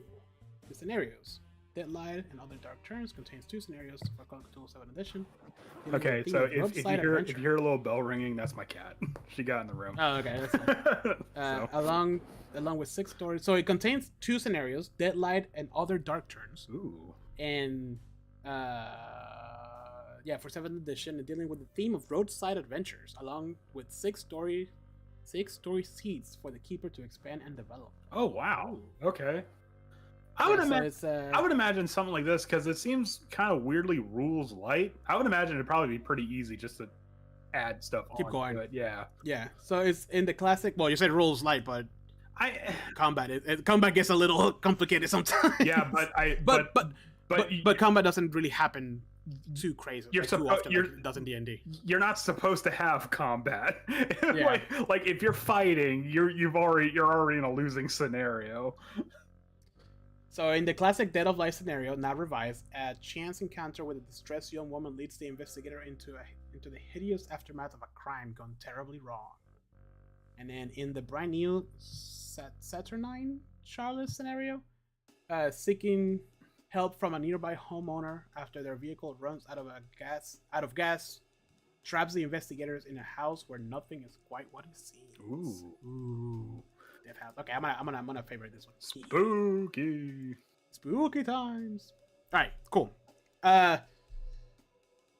Anyways, equipping equipping the investigators. It's based on your credit rating, okay. Which is, I'm trying to find out because I didn't write it down like an idiot. What determines your credit rating? I think it was something to do with like determining your occupation and your credit rating. An investigator starting credit rating is determined during the character creation based upon the investigator's chosen profession. In play, credit rating determines the amount of money a character has available. Credit rating also indicates the general living standards a person can afford. So page 40. Ooh, sample occupations. Okay. Antiquarian, artist, athlete, author, clergy, doctor of medicine, drifter, engineer, hacker. Ooh. Pugilist. He says, for me personally, and this is just a house rule, I don't track actual currency as a GM. I just have people roll on credit ratings, keeping the story going easier. Yeah. I heard that before from someone else when I was looking at videos, but that's how I did it, because it was kind of like, oh, if your credit rating is like this much, yeah, obviously you can fire 4 bullets and a gun and whatever. Mm-hmm. Or if it's higher than that, you can have a car and like other assets, like a house somewhere that you could go visit and stuff like that. So, everybody has pocket money that can buy them the food and stuff. I would say that would probably be a pretty good, like, just be like, oh, if it's something like, oh, hey, I just want to buy a hot meal at a diner, okay, don't worry about it, you're fine. But if it's something like, I want to buy like a car, okay, well, you got to make me a credit rating, it's got to be a good one, or something like that. Yeah, so let's look at an example. Let's look at a librarian. Your accounting library uses other languages. Yeah. Credit rating 9 through 35. Damn. Occupation skills, education times 4. Right. And then the other one was cash and assets, page 47. I love this little, like, look here for this thing. And this is all. Yeah, so like this is also kind of one of the reasons why I would prefer a game like set in like the 1930s kind of a thing, because it's like you go to a hardware store, you can buy fucking anything. You can buy a house at a hardware store. You know what I'm saying? Orange Ass says, I recently bought the Dark Ages settings guide, and it gives all these rules for Middle Age currency. And honestly, I'm just going through it right now. The window. I'm going to throw it right out of the window because I ain't nobody got time for that. Wait, hold on. There is a Call of Cthulhu for the Dark Ages. Apparently. We need. Hold the fucking phone. Oh god, you got Andrew going now. He says yes, there is. Hold on. Let's go. Is there an actual name for it, or is it just Dark Ages setting guide? for Call of Cthulhu. It says Cthulhu Dark Ages. I'm currently in the process of writing a campaign inspired by the movie The 13th Warrior. Do you know what that is, Andrew? Yeah, it's kind of like it's kind of like a retelling of Beowulf, where it's like from the account of a Oh my god, I've seen this. I just don't remember it at all. Of like an Arabic warrior that was supposed to travel for some reason. I forgot exactly where, but he essentially ends up with like the Vikings, kind of. I mean, I'm giving a really bad retelling of it because I don't know a lot of the details, but he goes on, he like chronicles their quest against this hideous monster, stuff like that. And like I said, it's like a modern retelling of the Beowulf story. So yeah, something like that would be right in line with like a Call of Cthulhu. That book that book I'm currently reading, Between Two Fires, would be fucking perfect for a Call of Cthulhu. Oh god. Andrew, you're supposed to be taking a break from DMing. Stop. Okay, I'm sorry. All right. So I just realized the time. We're already an hour in. So a couple other things. So your equipment, it's like I said, it's very loose, right? You're like you will have some things you can just ask your DM and be like, oh, can I have a gun? It's like, well, if it makes sense with your current age and occupation and stuff like that, yeah, you can have it here. Put it in there. Also, it's the 30s. You could just buy a gun. Yeah, that too. Then let's talk about some of the unique mechanics for Call of Cthulhu. One of them is just push and a roll. Okay. If the investigator fails a roll, they can decide if they want to push the roll. This means that the situation is being pushed to its limit, and if push roll fails, there will be dire consequences. Oh, no. I think I this came into play a couple times when we did, but essentially all this is like, this is like a last resource type thing, right? And if I'm correct, why didn't I put the page on this? Is if you push a roll, you are re-rolling on the extreme. Okay. Like the extreme difficulty. So that's like what, the 1/5? The 5th, yeah. Okay. I kind of have to like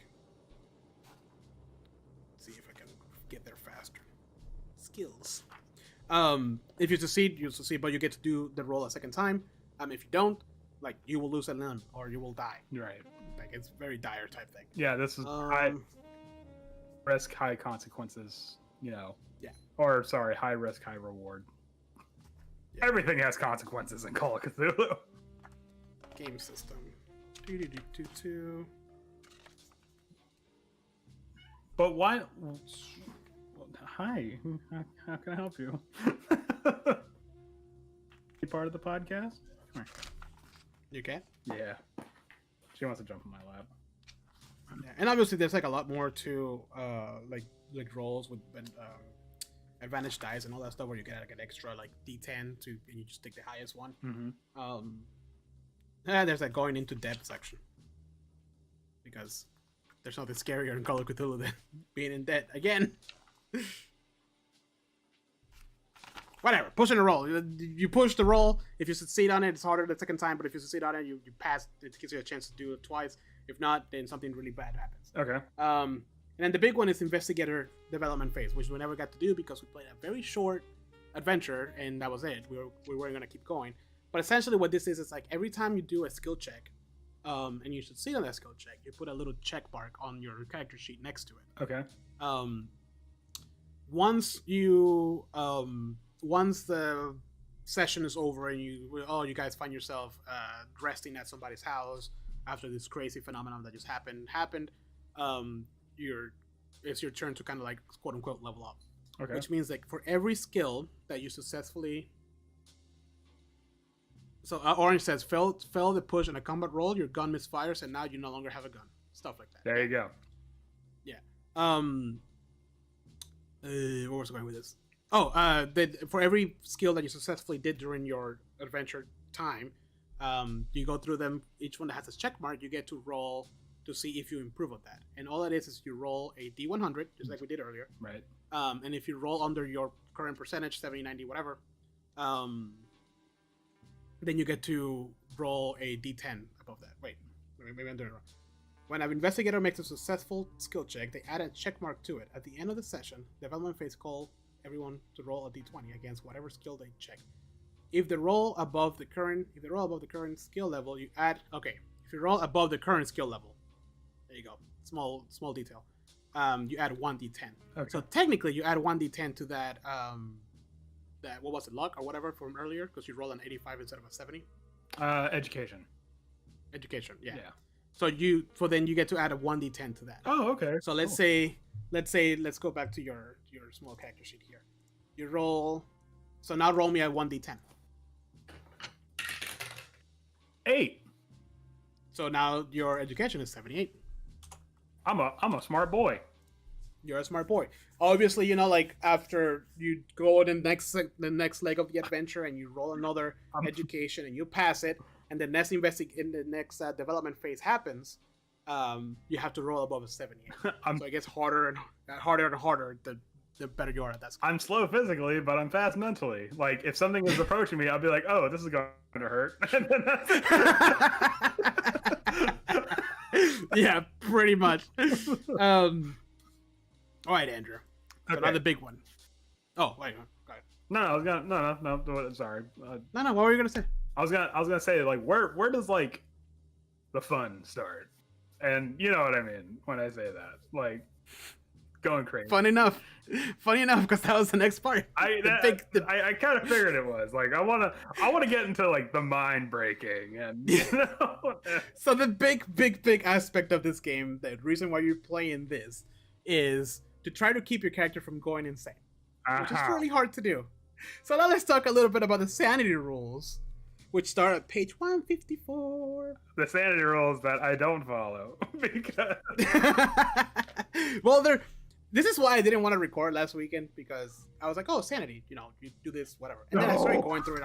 I'm like, oh god, there's a lot to sanity. no, this is the meat and potatoes of the game. Yeah. Like this. Yeah. All right. So whenever an event calls for a sanity roll, they have to roll under its current sanity points, meaning it gets harder the more sanity points you lose. Oh, no. Okay. Even successes can have you lose sanity points. So even if you succeed, you can have the sanity points be taken away. Right. Your current sanity points are determined by 99 minus your current Cthulhu Mythos points. So in your case, so a lot of that, he says, so Orange Ass says, so a lot of that falls on the GM because it's investigative horror, which means it's a mystery more than it is a horror. It's up to the GM to properly convey the horror and really set the tone. And part of that is throwing things at you that force sanity rolls. Yeah. I mean, that's I wasn't kidding when I said that's the meat and potatoes of the game. Like, this is where, you know, because, you know, like D&D is like about dungeon delving and fighting and whatnot. Like, no, this is about like throwing your minds against the shores of insanity and seeing what crashes upon them. Yeah. Which, by the way, speaking of which, I'm reading this Dark Ages Cthulhu thing, and holy shit. Are you gonna get it now? Maybe. It's only like, oh, never mind. It's $45. I mean, it's not bad. No, it's not bad. All right. So 3 states of insanity. There is temporary, indefinite, and permanent. Temporary insanity is an intelligence check.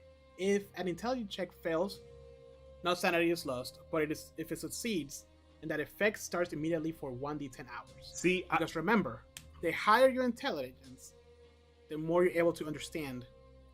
That's the horror, the mystery. That's so the dumber your character is, probably the better off you are. And to me, that's the genius of this, where it's like, yeah, you're actually at a disadvantage for playing a smarter character because your your character can comprehend how incomprehensible it should be. Whereas if you're playing some dumb mook, you're like, I don't know, it was like a fucking dragon or some shit. Yeah, whatever. The shadow's spooky. Let's go. I don't know, fucking fish people, whatever. Anyways, let's go. Yeah, exactly. So, but the thing is you want to have that high intelligence. You want to have that high education because you want to continue solving the mystery. Oh, no. I mean, it's great to have it, but it's also a double-edged sword. So if it succeeds, the effect starts immediately for 1d10 hours, right? Okay. Indefinite insanity is if an investigator loses 5 or more insanity points in a day, this lasts until recovery state or is cured.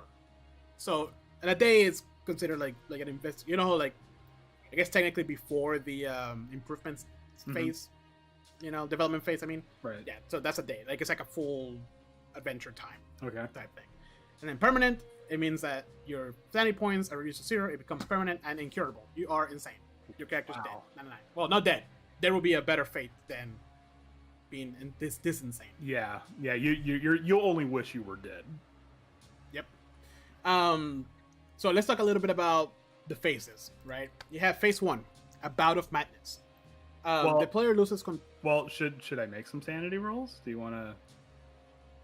Sure. Okay. Well, I don't have like a number. Let's just say that you failed, and this is what's gonna happen to you. Okay. All right. Yeah. So a bout of madness is like the first thing that happens, right? The player loses control, or the keeper gives you very strict guidelines to how to control your character. Okay. And lasts for about 1d10 rounds. 1d10 rounds. When this happens, the investigator backstory is corrupted. Ooh, spooky. I remember in one of the games that we played, it was like that two-parter. One of our players went insane, or was going through a bout of madness and could not be in the same physical location as whatever it was we were investigating. So they they bolted right out of the house, and we never saw them again. They just disappeared. Yep. They literally just ran into the tree line and to the darkness. And somehow the only one that survived. I mean, for now. Yeah. Well, towards the end, to the end of the game, like that was like pretty much it. And then the investigator, excuse me, backstory is corrupted a little bit, and there's a couple like ones that are here, like you get phobias and madnesses, arcane tome spells and artifacts can do that kind of stuff. But let's talk a little bit about the real-time bouts of madness. You want to roll a d10? Sure. A d10? Yeah. Okay. I got 2. You got a 2. Psychosomatic disability. The investigator suffers psychosomatic blindness, deafness, or loss of the use of a limb or limbs for 1d10 rounds. Wow. Okay. Yeah. Orange app says, and there's one set to come out as soon as the Victorian England, like Jack the Ripper era. That's fun. You want to roll another d10 to see what other madness can happen? I kind of want to learn more about these settings. Okay, yeah. I got. That's for the next episode. I got a 4. And are we? Can we keep talking about this? Okay, I got a 4. You got a what? Time. A 4. 4. Paranoia. The investigator suffers severe paranoia for 1d10 rounds. Everyone is out to get them. No one can be trusted. They are being spied on. Someone has betrayed them. What they are seeing is a trick. Now, let me ask you something. Are there like mechanical rules that you play by, or is this something where it's just like, no, you have to role play? You have to role play this. Okay, so then it's on behalf of the player to be like, well, no, you have to understand you are paranoid. You cannot trust. You literally cannot trust anybody.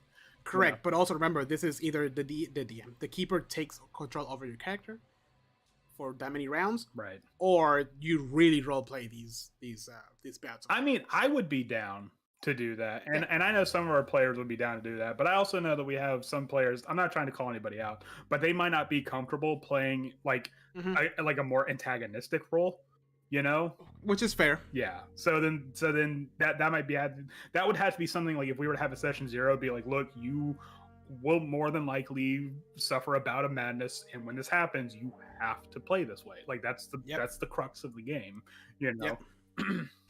So after roll me another d10 to see how many rounds this happened. 10. I rolled a flat 10. Okay, so after 10 rounds, Orange App says, in longer campaigns, these can lead to your character gaining permanent phobias and manias. Yes, they can. And there's a whole list of here, and we'll go through it. I had a phobia about books because that one time the book fell on my head. I don't know if that actually happened or if we just joked about it, but something like that. Anyway. No, I think we joked about it. Okay. I think that's, yeah. So, a bout of madness is over, right? Like, that's when, like, the instant, like, oh my god, like, you saw the thing, you, get away from me, and then you run away, and that whole thing happened. Yeah. After 10 round, you calm down a little bit. Yeah, you had like a panic attack, essentially. Yeah. So now is the underlying insanity phase, which after the bout of madness is this underlying insanity is entered. This mental fragility where any loss of sanity results in a bout of madness that lasts for 1d10 days. So Holy shit. any sanity lost at this point, back to a bout of madness. And now it's not rounds, now it's days. Okay, so how do you... Okay, so the Cthulhu, it's 99 sanity minus whatever your Cthulhu mythos is, right? Yeah. So- And there's a section to determine that, but I can't remember right now. I would imagine if you're playing as like a session 1 like green investigator, like my guy who's just like a normal dude, he would probably have like a 0, right? Or maybe like I think it's determined by. Yeah, I think it's determined. I think that's determined by your education. I Okay. believe. Okay, all right. So how do you determine how many sanity points you lose? Oh, the adventure tells you. Oh, okay. It's like, you know, like I was like, it tells you like, oh, the damage of this monster in D&D is like 1d4 or the average 5 or whatever. Right. Yeah. So like that, it tells you, oh, you lose this many. Okay. And if it's critical, you lose more. But whatever. Oh, okay, all right. Yeah. I didn't know. I know. think if it's a critical, it goes straight to.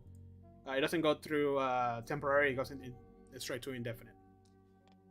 Okay, I just didn't know if there's something where it's like, oh, you know, you've been exposed to some cosmic horror. You take 1d10 psychic, Yeah, or not psychic. What am I saying? 1d10 sanity damage or something like that. God, I really need to divorce myself from the D&D mentality. Yeah, it's hard because I mean we play so much. 1d6 means you lose 1 if you pass your sanity roll. Lose 1d6 if you fail your sanity roll. Oh, there you go. Okay, cool. Okay, so if you fail, oh, okay, so I see. Okay, so if you fail, wait, If you slash 1d6 means you lose 1 if you pass your sanity roll. right, But in storytelling, that means that so you don't comprehend it, right? no, you comprehend it. You're sane, but your sanity is still a little eroded from it because you can't just Right. look at something like that and come out Right. totally okay. You're going to be a little messed up. So 1d6 if you fail your sanity roll. Right. So then you take 1d6 sanity damage. Right. Okay. So that makes sense. Yeah. Because you said even if you pass your sanity check, there's still a high chance you're going to lose sanity. Correct. Okay. There you go. That's where I'm getting confused. Yeah. Sweet. Because like I said, you can't just see something like that and be like, oh, okay. Just like go about your business. Yeah, it says sometimes there is no slash, in which case you don't lose anything for passing. Okay, that makes sense. There you go. Okay. Right. Yeah, see, I think this is, man, now I really want to play, because the more I read this, like, I really want to play like a short one, like, and I don't want to wait for Halloween. I mean, we tend to do the spooky ones during Halloween for some reason. I mean, I get it, but I mean, we might not have to. We can just pitch it to the group. Be like, hey, do you guys want to? Next Wednesday. All right, guys, we're not playing Tales of the Young Portal anymore. Anyways, here's your investigators. Let's roll. Nothing like pulling the rug out of your players like that. Yeah, right. Like that. Before number slash is what you lose for passing. Number after is what you lose for failing. Okay. Sweet. All right. So underline after hours of madness. After the bouts of madness, this underlying sanity is entered. It's this mental fragility yada yada minus for 1d10 days. It's essentially at this point you're still, I don't want to say paranoid because that's technically one of the bad of madness, but like you're still, it's like that moment like you see like the shadow out of the corner of your eyes and you're a little paranoid. I guess that's the right word, but like it's not the paranoid madness. It's just you feel it. There's something real. There's something nagging at your brain. Like it's there. Right. You have control over your character again. This lasts longer. And remember, this is not like, I guess it's technically it's like D&D, but like it's a slower pace thing. There might be like time constrictions for certain things, but honestly, like if you're like investigating a warehouse and something crazy happens and people go into like indefinite madness insanity right away, like you guys can be like, okay, we need to retreat. We need to get these guys some help because we can't do this without them. Right. And at this point, they're not being useful. Like that is a total viable option. It's not. I guess with D&D, we're so used to like, oh, we gotta keep pushing. Mm-hmm. You know, like here is very much like, no. Let's go take a break. I need some tea right now. I need to unwind. Mr. Crazy Eyes over here is definitely something wrong with him. He needs to get some, me time. Right. But I mean, also, So- but also, like, don't you have to interact with the world a lot more? Like, isn't there a lot more like you like talking to people and stuff like that? Isn't that Yeah. doesn't that okay? So then you obviously being more than a little unhinged might play into that. Yeah. Where it's like certain things like the indefinite madnesses and stuff like that of D&D, they're essentially just extra flavor for your character. You know, like Yeah. like I don't really see them playing that much into like the mechanics of it, but this, like, if you're suffering from like that long bout of paranoia, not quite, that you were talking about, I could see that being like, Yeah, you know. and here's some examples. So for one of them is the first one is obviously personal description. So suitable entries, because it goes to your background, might include like you're wild-eyed, or 1,000-yard stare, or world weary, or no longer cares for their own appearance. You know, you have stuff like injuries and scars. There are more unusually altered as a result of major wounds. The scars, I mean. Let's do ideology. A balanced entry, such as religious, might be unchanged to something more extreme or deranged, such as unbelievers must be converted or made to suffer. Alternatively, a new entry that is appropriate to the situation might be made, such as obsessed with defeating the Cthulhu cult. So it starts adding things to your background for you to actually start role-playing more. Right. You know, into those specific things. Orange App says there is a pair of scenarios that come with a GM screen that both have your characters playing 1920s mobsters, and they can be tied together to be played as a single mini campaign, and I think they're great. The best one I've done was when a PC who was a marine biologist ended up with thalassophobia. Well, so you. yeah, I mean, that already comes pre-packaged, so. Here, you want to roll for a phobia in a menu? Yeah, I mean, thalassophobia, claustrophobia, arachnophobia. Give me a D100 real quick. D100. Here we go. I got 25. 25. Claustrophobia. Oh, okay. Well, fear of confined space. Okay. Again, why are we making me? I hold on. We got. All right. How about a mania? Give me another D100. 77. Please don't say manic depression. No, it's upsomania, an abnormal pleasure in complaining. What? Wait, what? You take pleasure in complaining? That's what it says, yeah. So you become So you become a Karen? Yeah, an abnormal pleasure in complaining. Just be like, you know, just let me speak to your manager. Your hair just changes very slowly. Wait, when did we get a minivan? I don't get this. And when you're in this manic, or not manic, in this the underlying insanity, one cool thing that like the keeper can do is throw things at you that and this is kind of interesting, especially from the keeper aspect of it, that you're not sure if it's reality or your insanity manifesting. Ooh. And it's up to the player to do sanity checks, or there was another check, or reality checks. Okay. So the keeper can like describe something that only you see, right? And if the moment is right, where like you're away from the characters and you see something, it can manipulate the story for that specific character. Okay. And if the character is not, I guess, or if the player is not, I guess, knowledgeable enough, or doesn't, or forgets to ask for a reality check to see if it's like a real thing or what's happening right now, roleplay wise, it takes that as reality. Like, that's reality. And it could be as crazy as tentacles, like, you know, cover the wall and show you this mysterious key or something like that, and you grab it and then you think you have it, but you really. Or it could be like a person talks to you and tell you that in this house that you guys are investigating, on the last floor, there's a mysterious something, yada yada. And the player might come back like, hey, I met this dude the second, and then everybody's like, what are you talking about? There's nobody else here with us. No, really, there's something. You know what I mean? Like, but if you look where that person said, and there's something there, that's like, wait, what the fuck? Yeah, exactly. Like, you know, so you can. This is one of the moments that like the keeper can start messing with. That would people who actually are be going. that would actually be a really good way to like if like the group is stuck on something, be like, okay, you're just gonna have a break from reality real quick, and like, but we're like I'm gonna give you a hint, but it's gonna be disguised in a really bad like wrapping paper. Yeah. You know Yeah. what I'm Yeah. saying? That would Orange F says bouts of madness can also be used as a tool to further the story if players get lost. Yeah, exactly. I like a prophetic nightmare that forces a sanity roll upon waking, but conveys information the player might have missed. Brilliant. Yeah. So what it sounds like to me is that the keeper just has to keep throwing sanity checks at the group. I mean, that makes that's the whole point. Yeah. That makes in an interesting way. I'm assuming it's not just like, oh, you saw a fork laying there by itself. Oh, sanity roll. I have fork phobia. Yeah. Okay, so is this why you eat your steak with a spoon? It's kind of weird, but we just let you do it. All right, so without getting into much more details, mainly because I haven't read every single detail, but the last phase is recovery. Okay. And at this point, there's like two things you can do. You can either do private care, which is determined by if your credit rating can support it, or if a player credit can support it. And then you do a couple of rolls.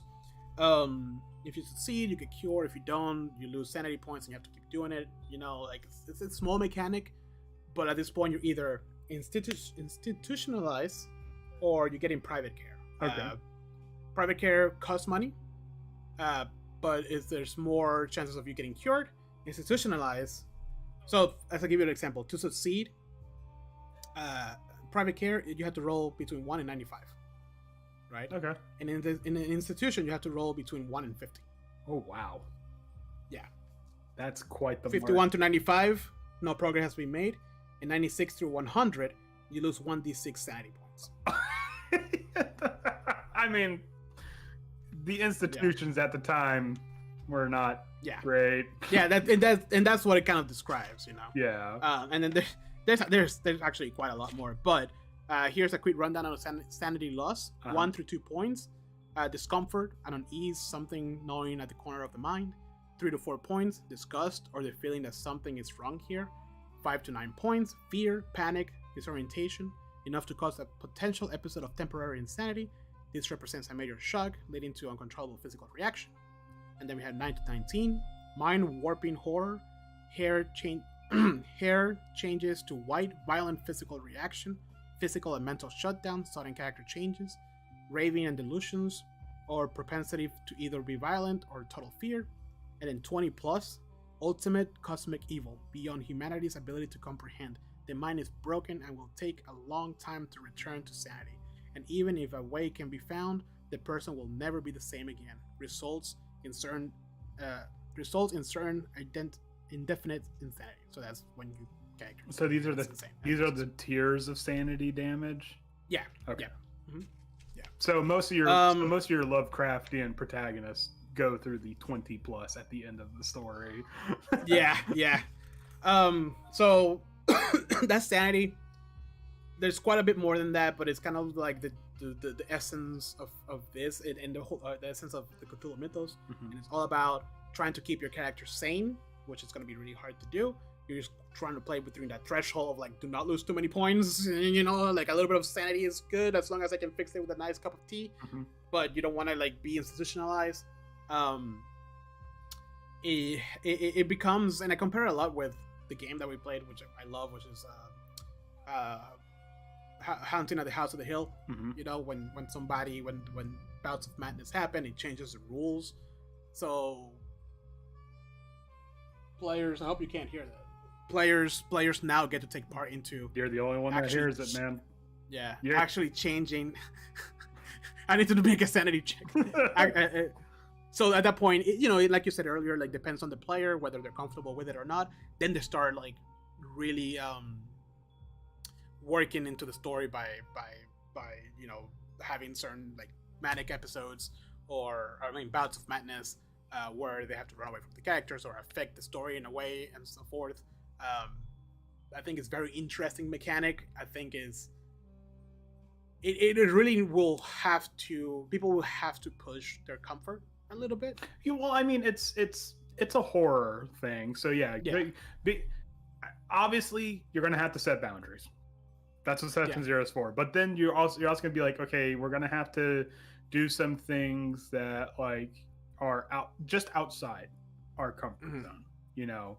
So like, yeah, doing something like that, like playing a character that is slowly losing their grip on reality.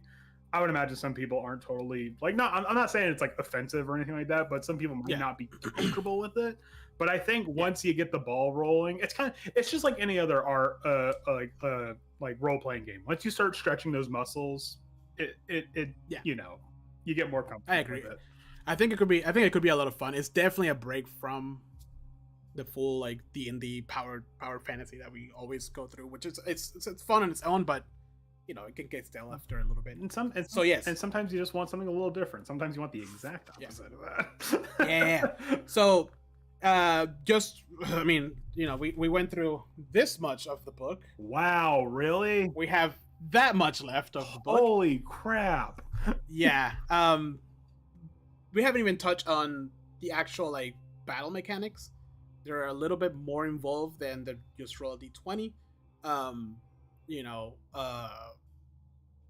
should we like you said earlier, battle fighting and conflict, like physical conflict, is not necessarily the goal of this one particular game. Yeah. In fact, you're trying to avoid it because a bullet can kill you, like in real life. You know what I mean? So I'm not going to go into the details of that. We kind of did that when we played. And while interesting, it's still just a role-playing fighting mechanic. Like, there's not a lot to it.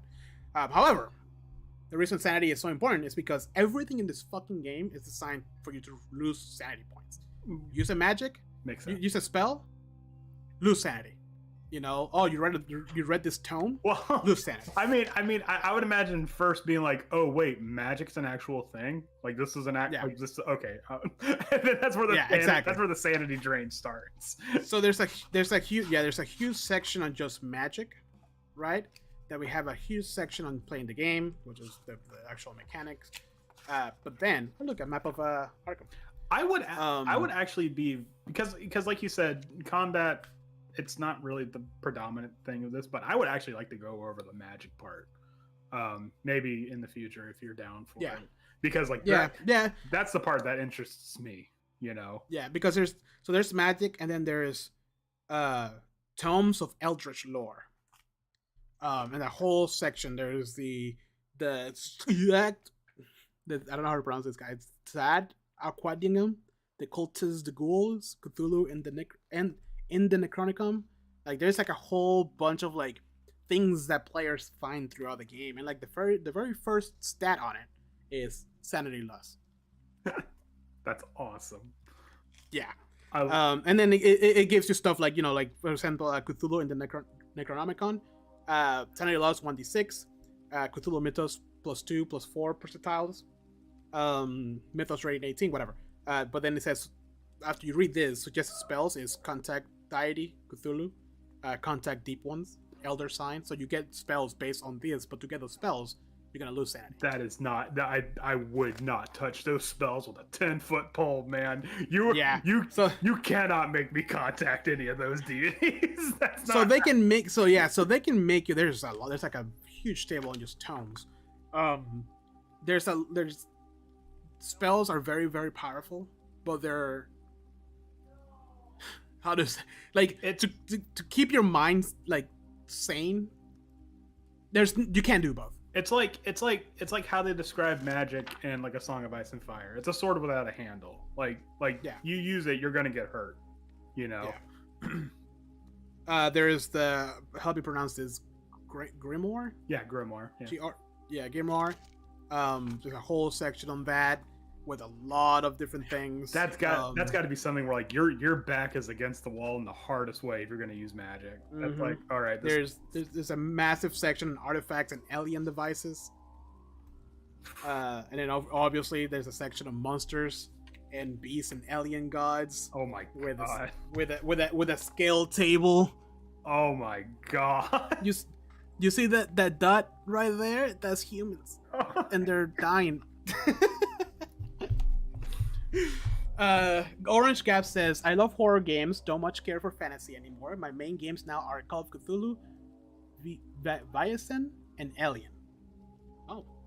Never heard of the other two. The game has a full set of mechanics that revolve around chases. Yes, it does. Yeah. The big thing about Magic in Call of Cthulhu is that it only comes into play in long campaigns. Magic and tomes are tied to one another. Correct. Yeah. So the tome gives you the magic spells. So yeah, you're right. Because so essentially, for the way I understand it, is like a whole adventure might be just finding the damn tome. Mm-hmm.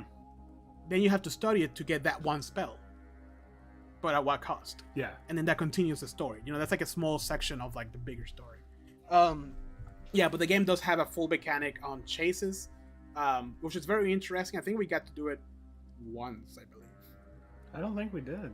Didn't we do like a foot race something? No, I don't remember any of that.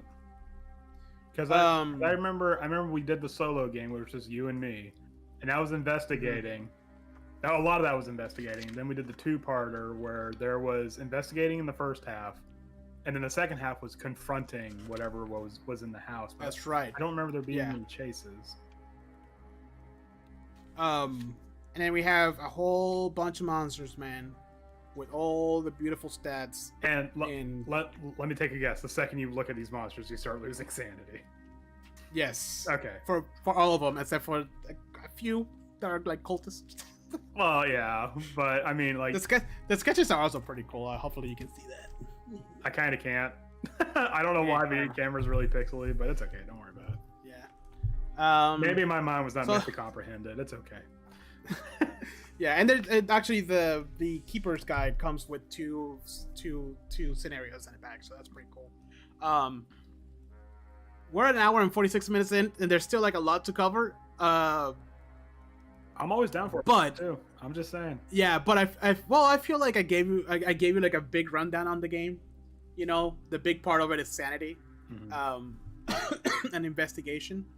Obviously, horror and fear is at the core of all of this. You're very squishy.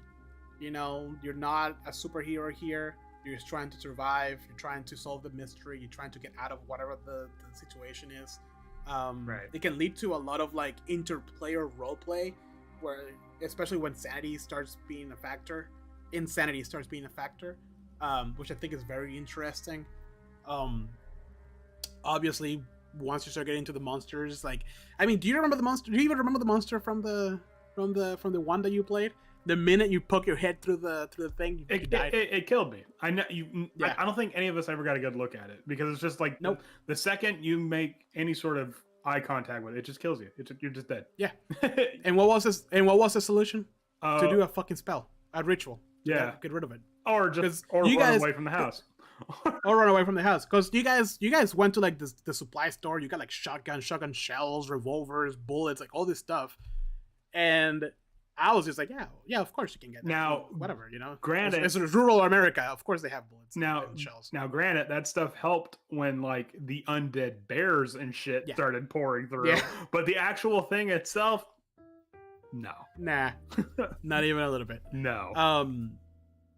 Yeah. Any thoughts on the game? I have the what Orange has recommended for the short adventure pulled up. Mm-hmm. I think I might get that. Maybe after we're done with Sunlit Citadel, if people are down, we can play one of the short Cthulhu ones. There has been or short, but you know what I mean. Yeah, well, yeah, shorter. But I mean, not full campaign. But I mean, you know, because I text you directly. There's times where I'm like, man, I really want to play Call of Cthulhu, because it's so different than what we're playing right now. It's like a fresh breath of air. Like, oh god, I am vulnerable. Yeah, I think that's a big thing of it, because like even like when you're trying to make things tense in Call of Duty, what in D&D, like you're like, okay, cool, we there's a monster here, but look at this cool +2 sword I have. Like you might find out that the monster hits really hard, but like between 7 of you, like what is that thing gonna do? You know what I mean? There's not really any pressure to. And also, like, when it comes to certain types of media, I like horror. Like, for some reason, tabletop and horror, for me, go really well together. Yeah. Because in your mind is the most terrifying thing you can do. Yeah. And like you can do horror in D&D, but like I think it's like after like level 3 that goes right out the window, because then you become so much stronger than all these spooky, scary monsters and stuff. Yeah, and sometimes I feel like sometimes with D&D it feels like if you die early on, it's a lot of the times because either a stupid decision or you're just the dice were against you. Yeah, it was never the oh my god, it's out of my control, I'm gonna die anyways, which is terrifying. You know. Orange Asp says, watch the opening 3 minutes to the John Carpenter movie The Fog. That storyteller, that's the type of feel I try to convey when I GM. Or like, what's it? Like I need to watch the freaking Lighthouse, bro. You really do. I mean, it's not Lovecraftian. I would say it's Lovecraftian adjacent. Because I mean, adjacent, yeah. I mean, because it's not like you see like blah or anything like that, but like, but it's like there's something not right, dude. about this Colors Out of Space with Nicolas Cage, like that inspired me to like run that D&D, that Call of Cthulhu adventure. Color Out of Space is probably, I would say, probably the best Lovecraftian movie we got so far. Like such a trip. It's or modern one, I think. Yeah, Orange Asp said the Lighthouse is amazing. It's very Lovecraftian. Yeah. Yeah. But I mean, but like another thing that like compels me to this is that like when you were talking about like Sanity playing a role, or Insanity rather, playing a role with the party dynamics, because the D&D and it's not just D&D, but like most of, like, you could say the same thing about Pathfinder, you could say the same thing about most of your tabletops. Like there's a very cooperative spirit there. Yeah. You know? Yeah. Whereas this, like because your character is eroding, that party cohesiveness begins to corrode as well, and that's all a part of horror. Like it's going to get to a point where like, can I even trust the person that I have been technically adventuring with this entire campaign, because this dude's over here afraid of anything, like you know, he's afraid of AC now. Yep. So, yep. You know, so I mean, like something like that, I think that, like I said, a breath of fresh air. So yep, I agree. I am down to run a short adventure that recommended by Orange Asp. But that's it for Call of Cthulhu, at least for right now. I'm still reading a lot of it. It's a chunker of a book, like any role-playing game out there. You know, especially the ones that combine like the player handbook and the DM book in the same tome. Right. But yes, Andrew. Session highlights. So I just kind of want to throw this out there for our fans now, because we had to kind of suspend Rime of the Frost Maiden for a bit, just because I'm going through some personal issues. So Jose has taken over the DMing while I'm dealing with what's going on in my end of the world here. So Jose's taken over DMing. So we did a session 0 for Sunless Citadel. We're playing Tales of the Awning Portal right now. We introduced a new face to the group. I mean, he had been playing, like, streaming with us, but now he's like part of the tabletop. And we also birthed into the world probably the greatest NPC idea that ever happened, and that's definitely the highlight for me. Yeah, it was for me too. I just love how all that came to be. By the way, Orange Apps, thank you so much for following. We're also on Facebook and YouTube. If you wanna kind of keep up with us as well on Instagram, that'd be awesome. We try to stream every Wednesday. For the most part we do, but we also do Call of Duty Warzone on Tuesdays, which is a blast because we're ridiculous and we always lose. And we're terrible at it. We're awful. And we're terrible at it, yeah. So right now we do a lot of D&D. Well, not right now. We do a lot of D&D, but we're trying to explore and coheres our teams into other RPGs, which includes Cyberpunk, Starfinder, Lancer, Call of Cthulhu. Gentle nudging towards the gentle nudges. Yeah. What else are we thinking of doing? Dune. Maybe one day. Dune, Pathfinder 2E, Lancer. Yeah. That kind of stuff. stuff. Yeah, Call of Cthulhu, Cyberpunk. There was one more. Oh, and I have the Last Airbender RPG as well. However, he mentioned an Alien RPG. Is that Alien like Ripley's Alien? I think so. Because if it's just Alien, that sounds like that might be like Ripley's. Yep, he says yep. Or Ridley's Alien, not Ripley's. Sorry, yeah, Ridley's. He says yep, it is. Sweet. And I'm gonna look into the other one because, and he says, and it's glorious in all caps. I gotta check that out. And the other one that you mentioned also, I'll go back to Chad because I never heard of that name before, so I'll look into that. Thank you again. Also, we're gonna finish our podcast here in a little bit after talking about the highlight. But dude, you've been great. We are very new at Call of Cthulhu, so having you here helps. Orange Asp, thank you so much for showing me the Dark Ages Cthulhu. Jose's gonna regret that.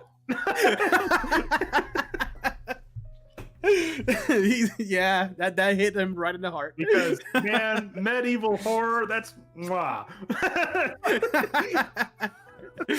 Oh man. All right, so session highlights. It started when Chris, I asked him to give me like a piece of artwork for his character, and he sent me this picture of a tabaxi with like the weirdest file format I'd never seen in my life. It was like JFIFF. Yeah, .jfif, I think. Yeah, so I'm like, what the hell is this? I can't open it anywhere. Just yeah, dude. And from there, freaking Robert with his AdSense, bro. Oh, and you wanna explain it because it downhill like snowballs so quickly. And there, conceived live on stream was there's a highlight on the channel. Was the greatest NPC idea we've ever had, where we came up with a character named Jefif, who is the snarkiest, snottiest, just rudest like stereotype of like a French maitre d' you could think of. Where it's just like the moment you enter their atmosphere, you just feel hostility for some reason. and they're miserable and they're gonna make you miserable and they're always smoking. Yeah. To the point, it was so crazy. To the point that Robert, the guy who did the ad send originally, he was like, you know what? I'm taking not the name, but I'm taking the personality for my character now. No. He took the name too. He took the name too? Yeah. The last name of his character is now Jefif. Jefif. So I mean, it's a 10-minute long clip that we have on Twitch, I think, right? On Twitch, yeah. Yeah, but I mean, it's just all of us just bouncing off these like terrible ideas for just like the worst kind of person that you would hate to deal with. It was so good. But yeah, no, that was my session highlights. That and having Chris around, because the first time he played D&D was such a bad experience. I can't wait for you guys to teach him what actual D&D is. The first time that he played D&D has officially been redacted. If you look in the dossier, it's all black. Oh, okay, yeah. It's blacked out. Yeah, like in Black Ops. It never happened. So. Yeah, he's excited to play. Do you have any news? I know there's been like a lot of stuff going on with the D&D world, but honestly, it's so it's also overwhelming for me. I'm just like, I just need to I mean, I'm going to give you the quick rundown because a lot has happened between the last time we recorded. So the new OGL 1.2 was proposed. There was a severe amount of backlash still because even though it sounded a lot nicer than 1.1, because 1.1 was straight up draconian, right? Yeah. 1.2 had a lot of problems with it. And the biggest one was that there was a morality clause, which for those of you unfamiliar, they were saying that if you publish any work under 1.2, the OGL 1.2, and Wizards of the Coast deemed that it was inappropriate or offensive or what have you, they can just pull your rights from it. And the real screwed up part was that it said something about how they have complete and total control over what they deem is inappropriate. So it can literally just be, if they don't agree with it, it's considered inappropriate. Because how far does that sensitivity to the content go? You could do something where you can have the Red Wizards of Thay, which are terrible horror, like it's a terrible, horrible, like fascist slaver kind of community within Faerun. But if you have an adventure that, if like let's say you publish an adventure where your characters either confront Thay and wizards or have to go to Thay or something like that, they could be like, oh, nope, sorry, that's offensive. You got to pull it now. You know, so like just a lot of wiggle room in the wrong places. There was something else too that I remembered, but it was essentially 1.2 was a poison pill. You know, like it looked nice, but it was gonna screw you over. Yeah, Orange Ass says, even though they went back on it, the fact that they would even think to suggest the changes lost them a lot of trust. Yes. Wizards of the Coast is dead to a lot of people now. Yep. The equally bad stuff they're doing with Magic the Gathering commends it. Dude, I'm not even, like, I know one of my, Robert, he's really big into Magic, but, like, I'm not even into that world, and I can see it already. It's sad, because, you know, they had good faith, at least in the D&D part of, aspect of it. But honestly, this was kind of for Andrew and I were like, yes, now we have a reason to push our players to other. Hey guys, how about that Pathfinder, huh? But, yeah, I think D&D for us is more of like a gateway. Safe space. That's what I'm trying to say, or comfort game. Because it's easy, we understand it, we don't have to think too much about it. Yeah. But we want that cyberpunk, we want that Lancer, we want that Cthulhu. Oh yeah, now that we got a taste of what's out there, I'm like, ooh, I want to try something a little bit different. I mean, don't get me wrong, I'm not gonna, you know my stance about D&D right now, but I'm gonna go back to it because that's just what I'm most familiar with. But I want to try something new, you know? Yeah, 100%. And Orange App says, honestly, I think it was healthy for the industry that D&D had its fall from grace. Something needed to happen to get players to try other systems. 100%. 1,000%. Yeah. Before that, we played Cyberpunk, Cthulhu. What else? Did we play something else? Did we play something else? I don't think we did. Okay, so those two, and we did have fun, but we just kept going back to D&D because everybody's comfortable with it, obviously. Right. But yeah, them falling from grace like that, we're like, wait, guys, look, just pull all the books that we have. You know, and the thing about it is that they said, oh well, due to your feedback, blah blah blah, we're not going to be using OGL 1.2 and stuff like that, and all the SRD is going to be the current SRD, which means nothing that's going to be published in the future, but what's published right now will be part of the Creative Commons and stuff like that. And like a lot of people were like, oh, okay, that's all we ever wanted, but it's like the mask has already slipped. We know exactly like what their intention was, and it's just like Orange Asp is right. That trust completely demolished. Like, you know,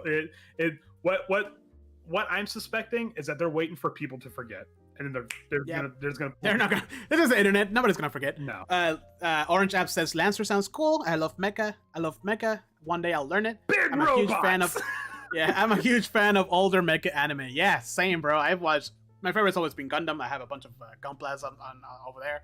I've watched every single one of them, and when Andrew told me about Lancer, we had so if you care, we have an episode about new what did we call the episode, Andrew? Oh man, I forgot, but we were just like going over like a basic overview of some of these RPGs that we want to try. We haven't played them yet, but we want to try them. And it was funny because we were like, okay, you do two and I do two. And your two was Dune and help me out with that. Kids on Bikes. Kids on Bikes. And I was supposed to have Lancer and I think a countless amount of stars or something like that. I actually forgot the name of the second one. And I was so enraptured by Lancer. I'm like, I don't even remember the second one. I'm just gonna go on about Lancer for a bit. Yeah, so the episode is called More to See Than Just D&D. If you go to our website, you can kind of see the thumbnail on there. And if you want, we talk a lot about Lancer and other role-playing games that we want to play. You know, just plug in an older episode if you want to. But it says Macros. I'm a huge fan of Macros fan here. Love Macros. I bought the book from Blades in the Dark, but haven't bothered to read it. Oh my god, he's throwing names. I heard Blades in the Dark is really good too. Oh really? I've heard things about Blades in the Dark. I kind of want to touch upon that on a future episode. I want to do a little bit of digging into that. Sweet. Yeah. But like, I think the biggest just slightly going back to the OGL thing. I know it's talked about a lot, but I think the biggest nail in the coffin was when Paizo announced that they're doing the orc, their open license. What was it? It was like I forgot what orcs stood for, but it's just like, no, if you anything that's published under orc, it's there. We're not going to touch it. Yeah. It's actually legally irrevocable and stuff like that. And I think something like by the end of the week, I think like something like 10,000 content creators have jumped on that. So it's just like, nah, man. Which you can't blame them. Like, you know what I mean? No. Oh, Macross. I remember. It's an anime. I thought you were talking about an RPG. Yes, I do remember. He says, Orange App says, yeah, and they were going to put it under non-profit third party. Coasium also joined in on the org, which is Coasium is the publisher of Cthulhu. Right. Yeah, which is great. I love it. And it shows that, like, first of all, there's tons of companies out there who like still believe in the whole like this is like open source, like everybody can play RPGs, you know. And you're right. The trust on Wizards of the Coast, Hasbro, just gone completely. Dead. You know. However, for as sad as it sounds, I think once the movie comes out, people are gonna forget. A lot of people are gonna forget. I think at this point, Hasbro's banking on the movie. They're, you know, they I don't want to sound like paranoid or something like that, but I think they're gonna try to use this as like a recruitment thing. Like this is just gonna be propaganda now. 100%. Which originally, if this wouldn't have happened, that's exactly what it was for. But now it's even more so. You know, like, oh, look how cool D&D is. Yeah. But yeah. So, you know, the state of the D&D world is shaky. And I mean, they have a lot of money, but like honestly, and I love the fact that a lot of people start looking at other things. And Wizards of the Coast was served a huge slice of humble pie, and they should, because this is not. I know the world that we live in, but this is. I feel like this is one thing that definitely should not have a monopoly over our lives. It's something like this. So you know, there's room at the table for other RPGs. You know what I'm saying? Yeah. Orange S says, all Wizards of the Coast cares about right now is trying to get people to start forking over money regularly. They want to convince people that D&D Beyond is the only way to play and get people to pay subscription fee like MMOs. Yeah, no, I know. And hey, listen, D&D Beyond, excellent tool. Completely just unnecessary. The approach, so completely unnecessary. But like the approach that they're taking about it, it's leaving such a sour taste. I love that they lost. I forgot the number. It was an insane amount of subscription numbers. They lost like something like, I want to say like 80,000 subscribers. It was crazy. And which doesn't. To be fair, I never had a subscription to D&D Beyond. Yeah. But I do have a subscription to Roll20, which they own. So. Oh yeah, that was another thing. They were going to try to limit virtual tabletops, and it was going to be something where like I if I remember correctly, part of the OGL 1.2 was that if you're playing officially licensed Dungeons and Dragons stuff, it can only be on their virtual tabletops. You can't play it on. I remember that. Yep. And that was another huge backlash thing. Yeah. Orange says I use Foundry. Yes. It says still pretty green at it though. I'm learning. Yeah. So Foundry's excellent for what I hear. The problem is that, not problem, but the thing is that our table.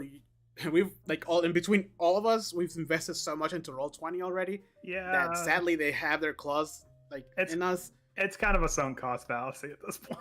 Yeah, and I hear Foundry is excellent, and I would love to switch, but it's not gonna happen anytime soon.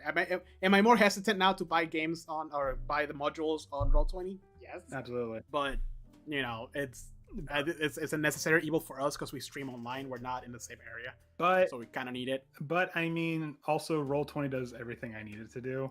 I'm the kind of guy like I'm a basic dude, like vanilla and sprinkles kind of a thing. So I'm not big on like gadgets and gizmos. So like Roll20, it does what I need to do, so it's doing it. Yeah. So. Yeah. So. All right, well, let's end the episode because it's 2 hours and 8 minutes in. Yay! so it's a bit of a long episode. Thank you guys for joining us again in one more episode. I know we've been out for a little bit. A lot of live stuff happening in the past few months. Life got in the way in a bad way, but it's okay. Yeah. But hope you enjoyed a little bit of Call of Cthulhu and how crazy and insane horror can lead into excellent storytelling. And we might be playing an adventure in a couple of months or so. And Orange Asp, thank you for like the commentary. Like, we appreciate it. huge help. You're obviously knowledgeable about Call of Cthulhu, so if we, misquoted anything, let us know. We don't care. I care. Your knowledge. Well, no, I mean, we don't care that he's correcting us. Oh, okay. We care about the subject. Your knowledge, and now thanks for getting Andrew that horror medieval bullcrap that we're gonna have to hear him talk about it for the next year or so. If I had $1 for every medieval horror piece of media I have, I would have $2. But with that, thank you so much for joining us one more week. Please make sure to follow us on Twitch, YouTube, Facebook, Spotify, Apple. We release these episodes bi-weekly. We play D&D weekly, and now Call of Duty weekly as well. But with that, thank you guys so much for joining us, being part of our community. You're awesome, and as always, keep on gaming. Evil will see you soon. Bye. Bye. Bye, Orange Asp. VIP.